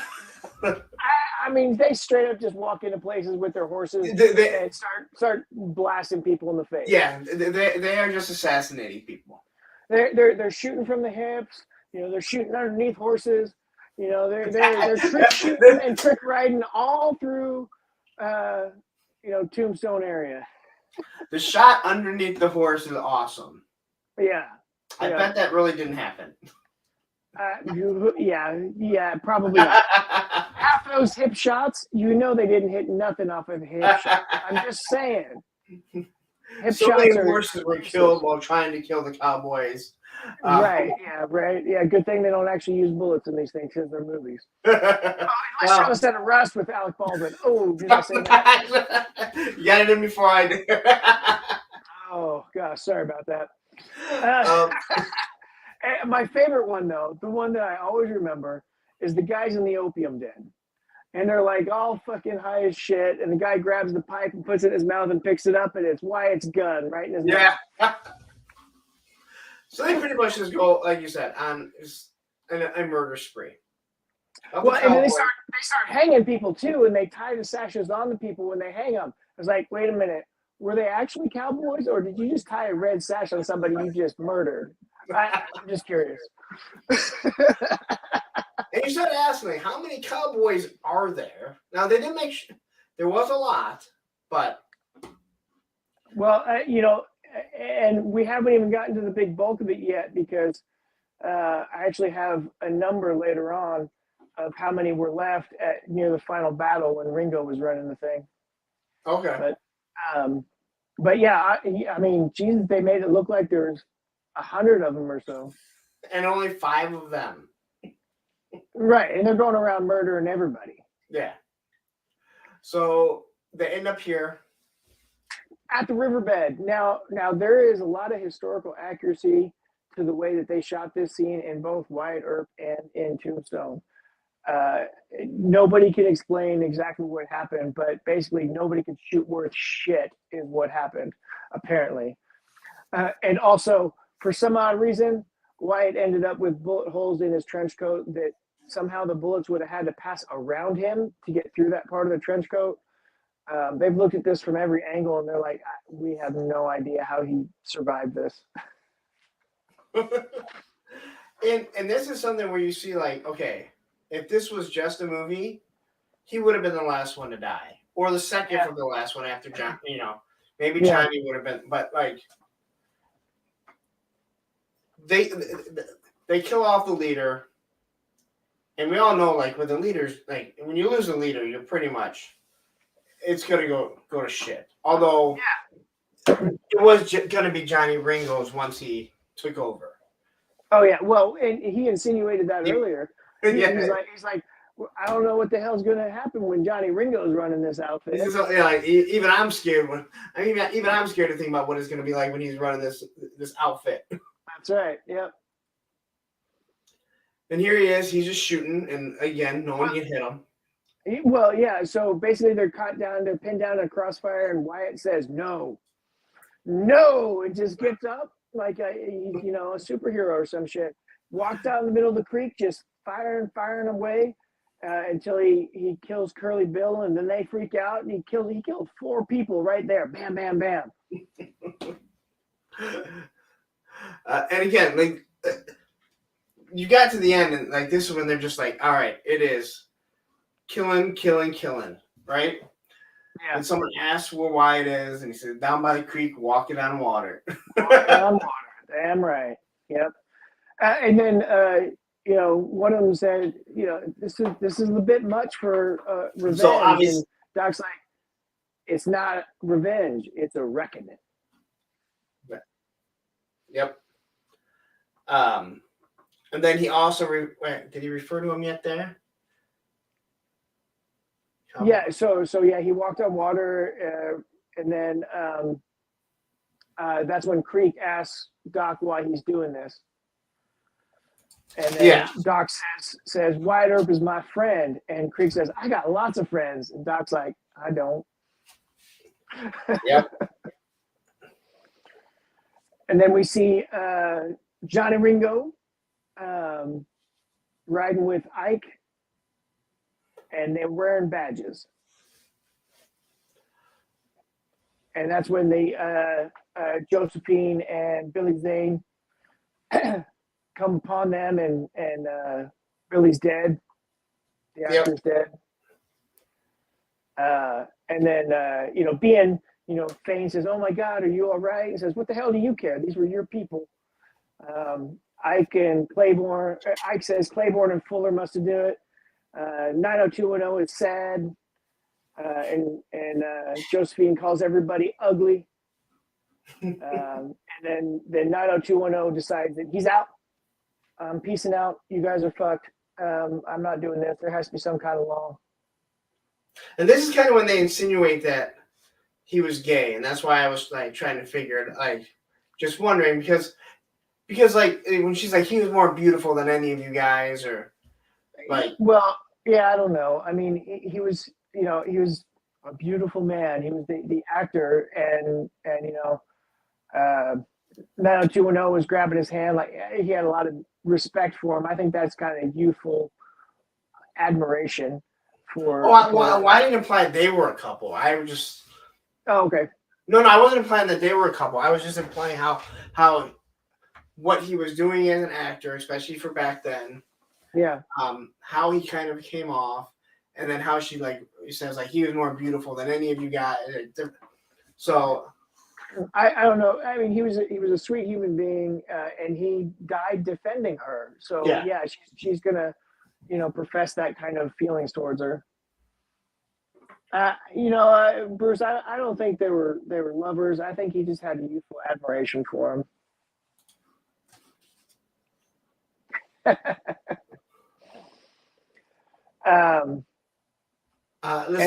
Listen. Deputy Walsh got a lot in 90210, so I don't want to hear anything. All right. I don't think he was gay at all. Okay.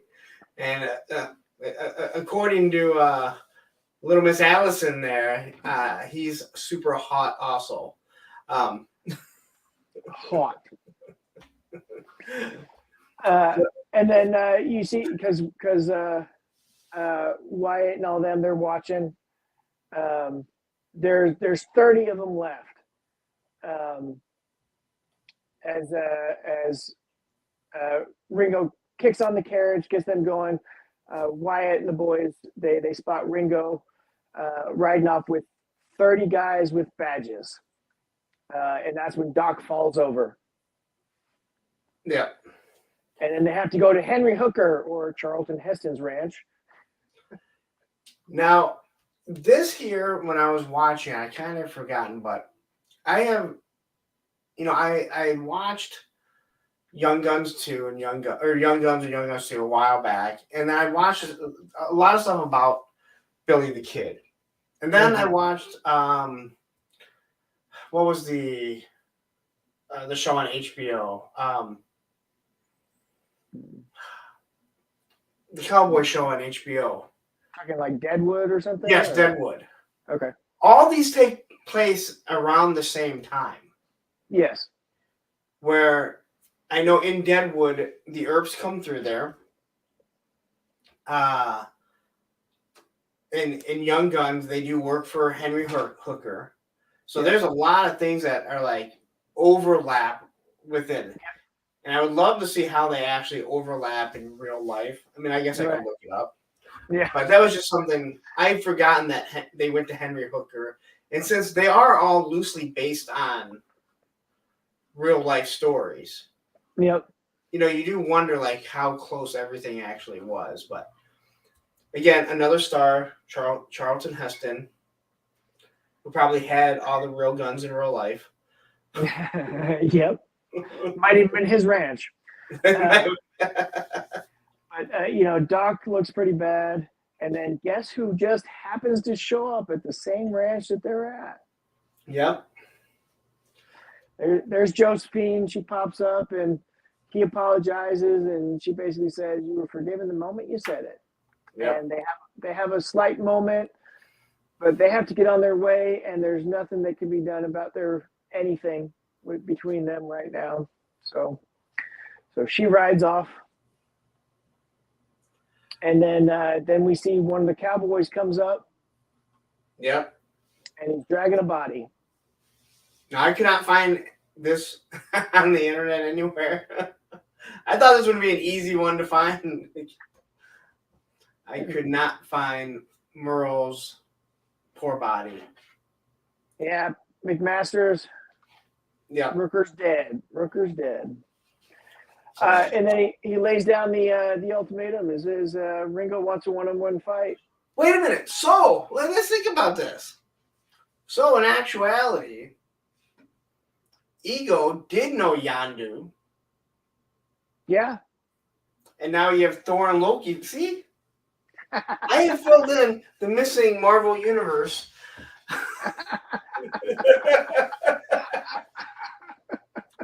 It didn't dawn on me that he was like, he paid him to go pick him up. That's how they met. Yeah, see? There we go. Yep. But then, they want to make it a fair fight. And they drop off McMaster's body and take off. And they've got to go take care of that. And then you see Ringo's kind of pacing back and forth as Ike rides up. And the challenge has been delivered. And he says, "After I'm done with Wyatt, take your cowboys and finish off Turkey Creek and Texas Jack. Yeah. Burn them all. Burn them all. I want them all dead." So Wyatt is going there. Now, he's already been told by Doc, you can't beat him. Yep. So this is the reason why Doc goes to confront him, because he knows that he can beat him. Well, yeah, but we had that whole conversation that Wyatt starts reflecting with Doc because Doc's so ill. And basically, it's like, the first time in the creek bed, or, he says, "For the first time in my life, I know what I want and who I want." And then he's like, what makes this Ringo guy tick is basically what he's asking Doc. And Doc's like, he's got an empty hole in him. He can't kill enough. He can't rob enough. He can't do anything enough to fill that hole. He says, "What does he want?" He says he wants revenge. Revenge for what? Revenge for being born. And you know that he is displayed as the ultimate evil. And then he's trying to leave. He said he didn't have time to think with Curly Bill, but I've had time to think about this. And he says, "I can't beat him, can I?" And Doc says, "No, you can't." So here's a huge problem that I had while watching this. When Wyatt meets up, they tell him where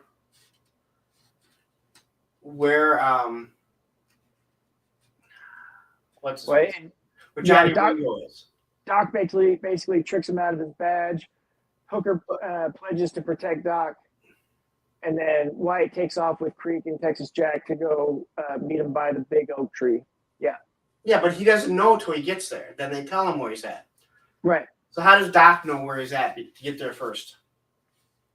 Well, because some people are good trackers. Some people know people's habits and know where they would most likely be in a given surrounding. You study people long enough, you understand kind of their patterns, and you're like, if you look at the lay of the land, this is the best place for this to take place. This is where I would do it. So he went straight there instead of having to wait for somebody to tell him. Wow. So anyway, Doc shows up there. He pretty much tries. And then Wyatt lays down the rules of engagement. He says, when things start shooting, you boys take off. And then we get to Ringo thinking that Wyatt showed up. Yeah. And you can tell he doesn't want to have anything to do with Doc. Not a darn thing. And we've got Doc versus Ringo, round 3. And I like the fact that, like, they don't even make it like like it's just like boom, he just beats them. Like it's not even, you know. No, it's in the television show Rebels. They did a great scene with Obi-Wan Kenobi fighting Darth Maul on one of the last episodes, and I thought that was the perfect lightsaber duel because there was one swing from each of them, and one guy was dead and one guy wasn't. And when you look at this gunfight right here, that's how it happened. It was, one shot. Both people got shots off. That's another story. But for the most part, that's how it happens. It's fast. And then and Bruce says Doc was a pathological brilliant. Yeah, no, he played that role so well, so charismatic, so engaging. I love it. But yeah, Ringo's like, fight's not with you, Holiday. And it says, we never got to finish our game. It was like, I was just fooling about. I wasn't. And now it's legal because I got a badge that he stole. All right, Lunger, let's do it. Yeah, and he's just like, all right, you know what? I mean, he totally tries to get out of this. And finally, he's like, he gets amped up into it. Like, all right, I can beat you. It's like he knows that he can't, but now he's got that adrenaline. And Doc tells him, you say when? Say when. And then he ends up dead. Shot right to the head. I mean, as soon as he reaches for the gun, Doc lifts his arm, pulls out his little pistol, shoots him in the brain pan. And then says, come on. As he's drawing him out, it's like a chicken with its head cut off. I don't know if you've ever seen that or not, but they run around all over the place. And I like the fact that it wasn't like he didn't get blown away. Right. These are archaic pistols. They're going to kill you, but not like what we would have today. Right. And it just went right through his brain. Yep. And I thought that was, there was a little bit of blood that was dripping down. That's all you needed. You could see that it was over, and that was it. And Doc continues to fuck with him. Well, I mean, Doc just can't, right? I mean, you just can't. You're no Daisy. You're no Daisy at all. I mean, I don't know what would make a man completely keep poking at people. I would never do anything like that. Maybe he thinks he's still alive, or his soul's hovering around and says, poor soul, he was just too high strung. Wyatt comes on the scene and they have a tense moment and they realize who each other are. It's like, I'm afraid the strain was more than he could bear. And he says, I wasn't as sick as I made out. My hypocrisy only goes so far, as he leaves the badge there on Johnny. And so at this point, you pretty much see the last charge of, as he calls it, the last charge of Wyatt Earp and his immortals. That's Like right. that is what he names them. Not Wyatt, but Doc, because you can't gloss yourself. Right. You can't gloss yourself. Just so you guys know. And there you see another montage of murders, and then we see Ike do his final pussiness and surrender. Well, you see, as they're running them down, you see Behan is right there with Ike Clanton, and Behan's running off. He's actually running to Yuma if you look at the history books. But anyway, and Ike throws off the sash, and that's the third reminder of the sash thing. And so as soon as the sash hits the ground, they let him go. Yep. The And Cowboys are they tell you what happens, that he dies in a bar fight shortly after. I want to say hi to Cobb Webb. I hate to stop him for a sec. One of my favorite movies of all time. Truly great. Thanks. Nice to see you. Yeah. We're going to be getting off soon, but stick around for a few because we got to discuss the next movie that we're going to. Yeah, please stick around to help us vote on that last one, on the next one. And then we go to the sanatorium. So Doc is obviously at the end. He's having his last rites read to him by the priest. The priest, he doesn't have much time. And then, just to say, it appears my hypocrisy knows no bounds. It seems like Wyatt's been coming here to visit him for quite some time. Yeah, I mean, they're playing poker. They've got a tally up of who owes who what. And, and then Dawkins is not into playing though today. He's done. Yep. Starts insulting Wyatt, and then Wyatt keeps playing. He says, "I call. Oh, look, you win." And then at the end of the insults, he said, "You gave me hope." And he pretty much tells them, "Don't come back. If you're ever my friend, don't come back." Well, we get the Southern thing here too. His first cousin he was in love with when she was 15, and that was the love of his life. Once again, proving that if the South won, we'd all be married to our cousins. And then he's like, "I just wanted a normal life," and this is a great line too. There is no normal life, Wyatt. There's just life. And then he's like, "Say goodbye, get out of here," kicking him out. Don't want to see you again. Making sure that he doesn't see him die because he knows that that's all that's left. Yeah. Looks pretty much convince him to go back and find Josephine. Yeah, go find her. Go Which make her yours. Like fuck Morgan, the guy who you got shot.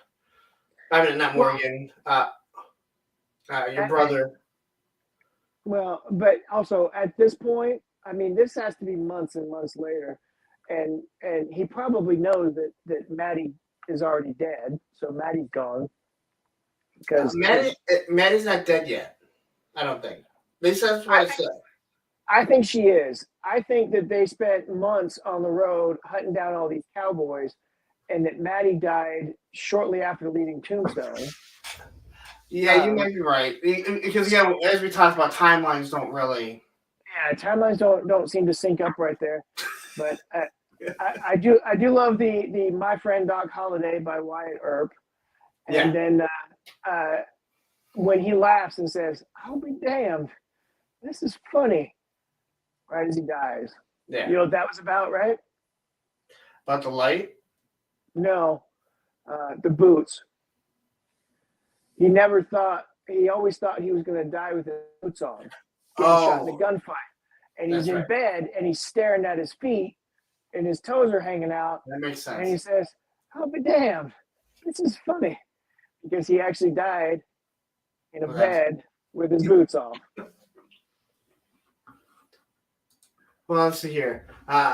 In the day, newspapers often satired in a sick way, the feet peering and out of the blanket, and that tripped Doc out. That was apparently a true event with Doc when he died. Yeah. And then he says Maddie did die shortly after. Okay. Yeah. Yeah. But we're trying to figure out. Well, I don't know. We're really trying to figure out. Wondering if she died before Doc or because it does. I think it does. She did die. She did die before Doc. Doc died a while later. Okay. And then he goes and he finds Josephine In the snow while in the she's snow. putting on a play of Gilbert and Sullivan. And then you find out that she's rich. Oh yeah, because he's like, I've got nothing left. No pride, no dignity, no money. I don't even know how we're gonna, make a living. But I promise I'll love you for the rest of your life. And he said, don't worry, Wyatt. My family's rich. I have a feeling he still has a lot of fucking pride. He just Hey. couldn't let his pride go ever. Like a lot of the problems are because he couldn't let his pride go. Correct. Yes. Like when you think about it, like all he had to do was he could have let everything go. He could have walked out of town. He could have let it go. Yeah, there's a lot of things that they could have done. And the Cowboys would not have bothered him because they would have feared what he might do if he just stayed out of their way. Yeah, well, I mean, I don't know if that's true because they were fucking with him. Yeah. They wanted to see where he stood. The whole comment about law don't go around here. But I'm saying if he would have left them alone, I think they would have just been like, all right. I don't know. Yeah. I mean, they're a bunch of assholes. Yeah, they're a bunch of assholes, and Curly Bill could have hurt some people shooting up the town like that on his opium high, but usually the opium dens weren't that close to town. They were a little further away. They weren't right in the middle of town. But I don't know. Well, it's right across the street from the Oriental. Well, that would make sense, right? I mean, come on. I mean, it's right there. Right across where the sheriff, the marshal, and the old Law and Order just happen to be. Well, I mean, and now it was a small town, and that little corral next to all the hotels in town. Yeah. But all right, so the narrator comes back. Robert Mitchum comes back and starts talking, and they had 47 years together. And they traveled the world together. They did go up to Alaska and did some cruising up in Alaska and stuff. They just traveled around and lived on room service. doesn't sound awful. Not entirely. I mean, don't get me wrong. You got your brother killed. You got your other brother, the loss of his arm. Yeah. Who knows if you drove your ex-wife to drinking, but Yeah, I mean that started way before they got to Tombstone for sure. yeah. And she seemed like the type of person that was not up for all that traveling and adventuresome lifestyle. Because she had headaches. Yeah. Imagine if she would have had kids, how much she would have drank. Right. Yep. So, and I like I said, I hated this movie when it came out, and it's one of those movies where, as I watched it and I started to enjoy it, I kicked myself going, "What did I hate about this movie?" I couldn't figure out what I hated so much about it. Just like I never wanted to see The Matrix, I went and saw it, and I went, "What the hell was I thinking?" Something About Mary. I kicked myself for not seeing Something About Mary in the movie theater because I'm like, I hate it. I don't like Ben Stiller. He's not funny. And then I saw Something About Mary, and I went, "Oh my God, that was awesome." I love Ben Stiller. I love. I do too. I do too. That was at an age where I'm like, I have to be different than other people. Oh yeah. But then you see Something About Mary, and again, when you realize Brett is Brett Favre, and it is so obvious throughout the movie. It's Right. just as obvious as The Sixth Sense. Spoiler warning: he's dead. Oh, so there are two movies that I went to with my friend. I mean, I saw lots of movies with my friends, but I sat next to one of my friends, and we're watching The Sixth Sense, and Bruce Willis is in the kid's house, and the kid's talking to his mom and stuff. And I said, this is really weird. Why isn't Bruce Willis talking to the mom at all? And I turned to my friend and I said, what if Bruce was dead? and then the next movie was Fight Club, and Just watched that with my son. they're having a conversation. One's upstairs with the girl, and one's downstairs in the basement building the bunks, and they're having this conversation back and forth. And the way they ended it, I turned to my buddy and said, "What if they were the same person?" And after that, he said, "Fuck you, dude. I'm never sitting next to you in a movie theater again." My son kept asking to watch Fight Club, and I really didn't want to watch it again because I'd seen it, but it'd been a long time. So finally, he got me to watch it. And what's crazy is that after while watching it, about halfway through, I'm like, now I remember why I hated this movie. I just never liked it. I just do not like that movie at all. Man, that is one of the best don't like movies it. about split personality, psychological disorders that I think I've ever seen. I enjoy it for that purpose. I don't like it. I don't know. I do not like that movie at all. And I'd only seen it once. I didn't even remember that I didn't like it till about halfway through it. Because you're watching things and I'm like, I remember. And then I'm like, that's why I didn't want to watch this. I just don't like this fucking movie. Yeah, I get that. And when we finished watching it, like he was happy, watched it, and he wanted to talk about it. I'm just thinking, I hate this fucking movie. I hate it, and I don't even know why. I know people love it. I just hate it. That's fair. So, if anyone picks that movie, I'm vetoing it because I'm not gonna watch that movie. I hate it. one of my friends who's a psychologist who actually works in the criminal field. She's a criminal psychologist. She loves that movie, and I thought it was hilarious that we got to talk about that a lot. So anyway, on to the next movie, which is going to be Ghostbusters. I cannot believe you guys picked Ghostbusters over UHF.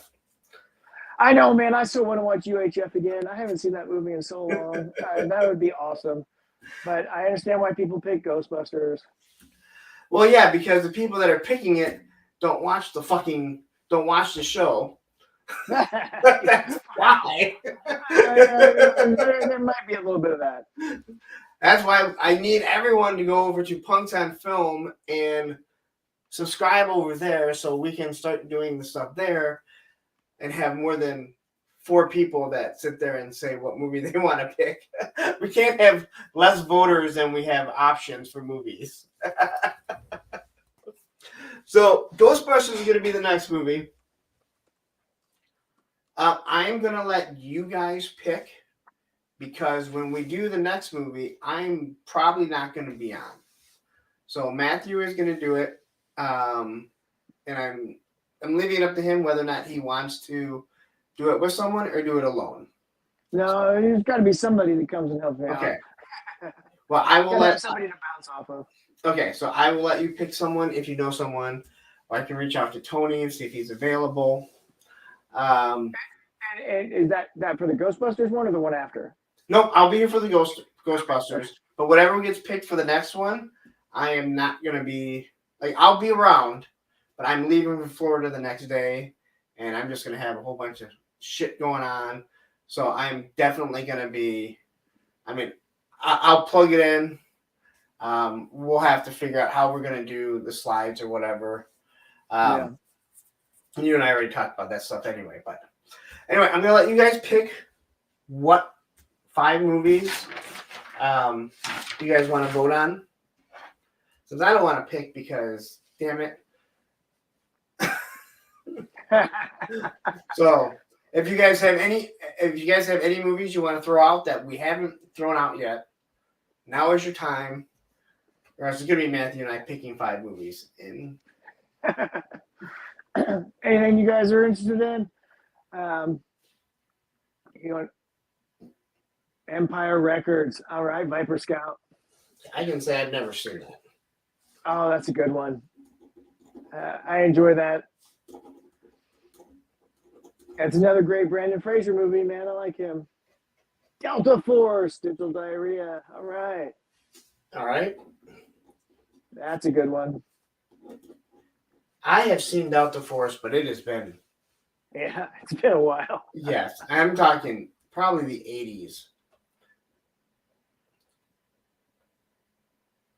Let's see here. I think. Well, Bloodsport. Bruce wants Bloodsport.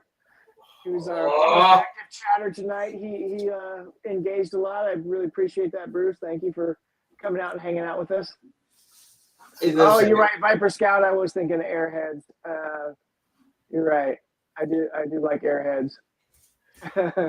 Man, Bloodsport. Oof. That might be one that I might be in the comments. Bloodsport Kickboxer. Oh, come on, man! Kickboxer's awesome. You know, it's awesome. The first one is a lot of the first one in all those series are usually pretty good. The sequels, I don't know. You know what? Hey, Cobb, you haven't thrown it out, so we're gonna throw Airheads out for you. Yeah. And then Matthew, you get the next. All right, I'm gonna throw it out there. I hope it doesn't overtake anything. I don't think we've talked about this one just yet, but you know what? Why not talk a little Lethal Weapon? Another one I've never seen. Oh my God, dude, you haven't seen like any movies. Start watching Rad and Midnight Madness over and over and over. Over and over again. Yeah, all right. And you know, I loved Robot Jocks back in the days, and I was watching that one all the time. But I still got a chance to watch all these other ones. There's just certain movies like I was never interested in, so I didn't watch them. Yeah, like all the ones in pop culture that everybody talks about. There's a few. I'll give you. There's a few. There's quite a few. So we have Empire Records, Delta Force, Bloodsport, Airheads, and Lethal Weapon. And let me tell you, that is a vast variety. Yeah, it's a pretty good mix. I like it. Initially, because everyone talked about this, I thought it'd be a little bit bigger. But that's fine because we're having fun, and that's really all that matters. Is we're spending a few hours just chatting. I initially envisioned it being like the 5 movies that we picked from would be like of all the same genre. But I'm fine. I'm not saying it needs to be that way. This is how I envision it. I envision it to be like we're gonna pick from Commando and Cobra and Lethal Weapon. That would kind of fit in like that. But I kind of like the whole different genres of everything that we're picking. So this will go up normally. I usually do this. I usually forget. A matter of fact, I had to find what I had it written down on. I'm like, I better have to go back and watch it. Now, do you have a list have you compiled the whole list of all the movies that we've voted on in the past? No. No. I was thinking we might need to go back and look at all of those because some of those need some revisiting, I think. Yeah, I think at this point, since none of us really remember, I mean, I can remember some of the ones that I picked. But at this point, I mean, we've been doing this for a few months now. That I think, we can kind of start. If one of them comes up, I probably wouldn't remember anyway. But doing it every 2 weeks. I mean, you're only getting through 2 movies a month. Yeah. Even then, I know you said the same thing. Like, I didn't have time to watch, finish watching Tombstone. It's like Tuesday. Well, I finally got to it this afternoon, but I sat down on Sunday and was like, all right, I got to get through this. Not that to make notes on it, it takes me twice as long as the movie is to make it through there. So it's a 4-hour and 10-minute ordeal for Tombstone. That's a long one. Yeah, well, because if you're writing stuff down, and eventually you got to be like, I can't write everything down. Right. Yeah. I try to keep a tally of timeline and then put the important parts in there. Yeah, and maybe hopefully when I get a new computer, maybe we can, if it's a movie that's streaming, we can kind of stream it in the corner. Yeah. You know, and just do it that way, and then pause it. That'd be awesome. When we need to, but I know right now my computer cannot handle it. Hell, if I pull up a website right now, it causes all sorts of issues. But anyway, thank you guys. This one ran pretty damn long. Yeah, I did. If any of you fine folks want to come on with me for that next movie that we're talking about, hit me up on Instagram or something. Let me know, or Punk, and we'll try to get you on to see if you've got time to chat some movies with us. Yeah, and like I said, I mean, I just got to figure out how to put you in control, and then you and I have to discuss who's going to do the slides. Unless you have another way to do it, then you are more than welcome to. No, PowerPoint's one of the best ways, I think. So I think we'll figure that out. Yeah, but yeah, we'll figure it out, and we got some time. So if I post it early, then I can maybe get an idea of who's going to win. Yeah. But I can tell you, like the following week, I'll be in Florida, so I'll be coming back, and I won't have time to do it. That's for sure. So, all right, guys. All right, thank you guys. We appreciate you. It was a long night. Thank you for sticking around, and we Give will us a see share, you. give us a like, give us a follow on a Punk with Toys, and check out my Instagram, Man Moves Action Figure Blog. We appreciate you guys chatting with us and then giving us input. And just tell your friends, get some more people involved in here. We appreciate you guys. Good night. Have a great night.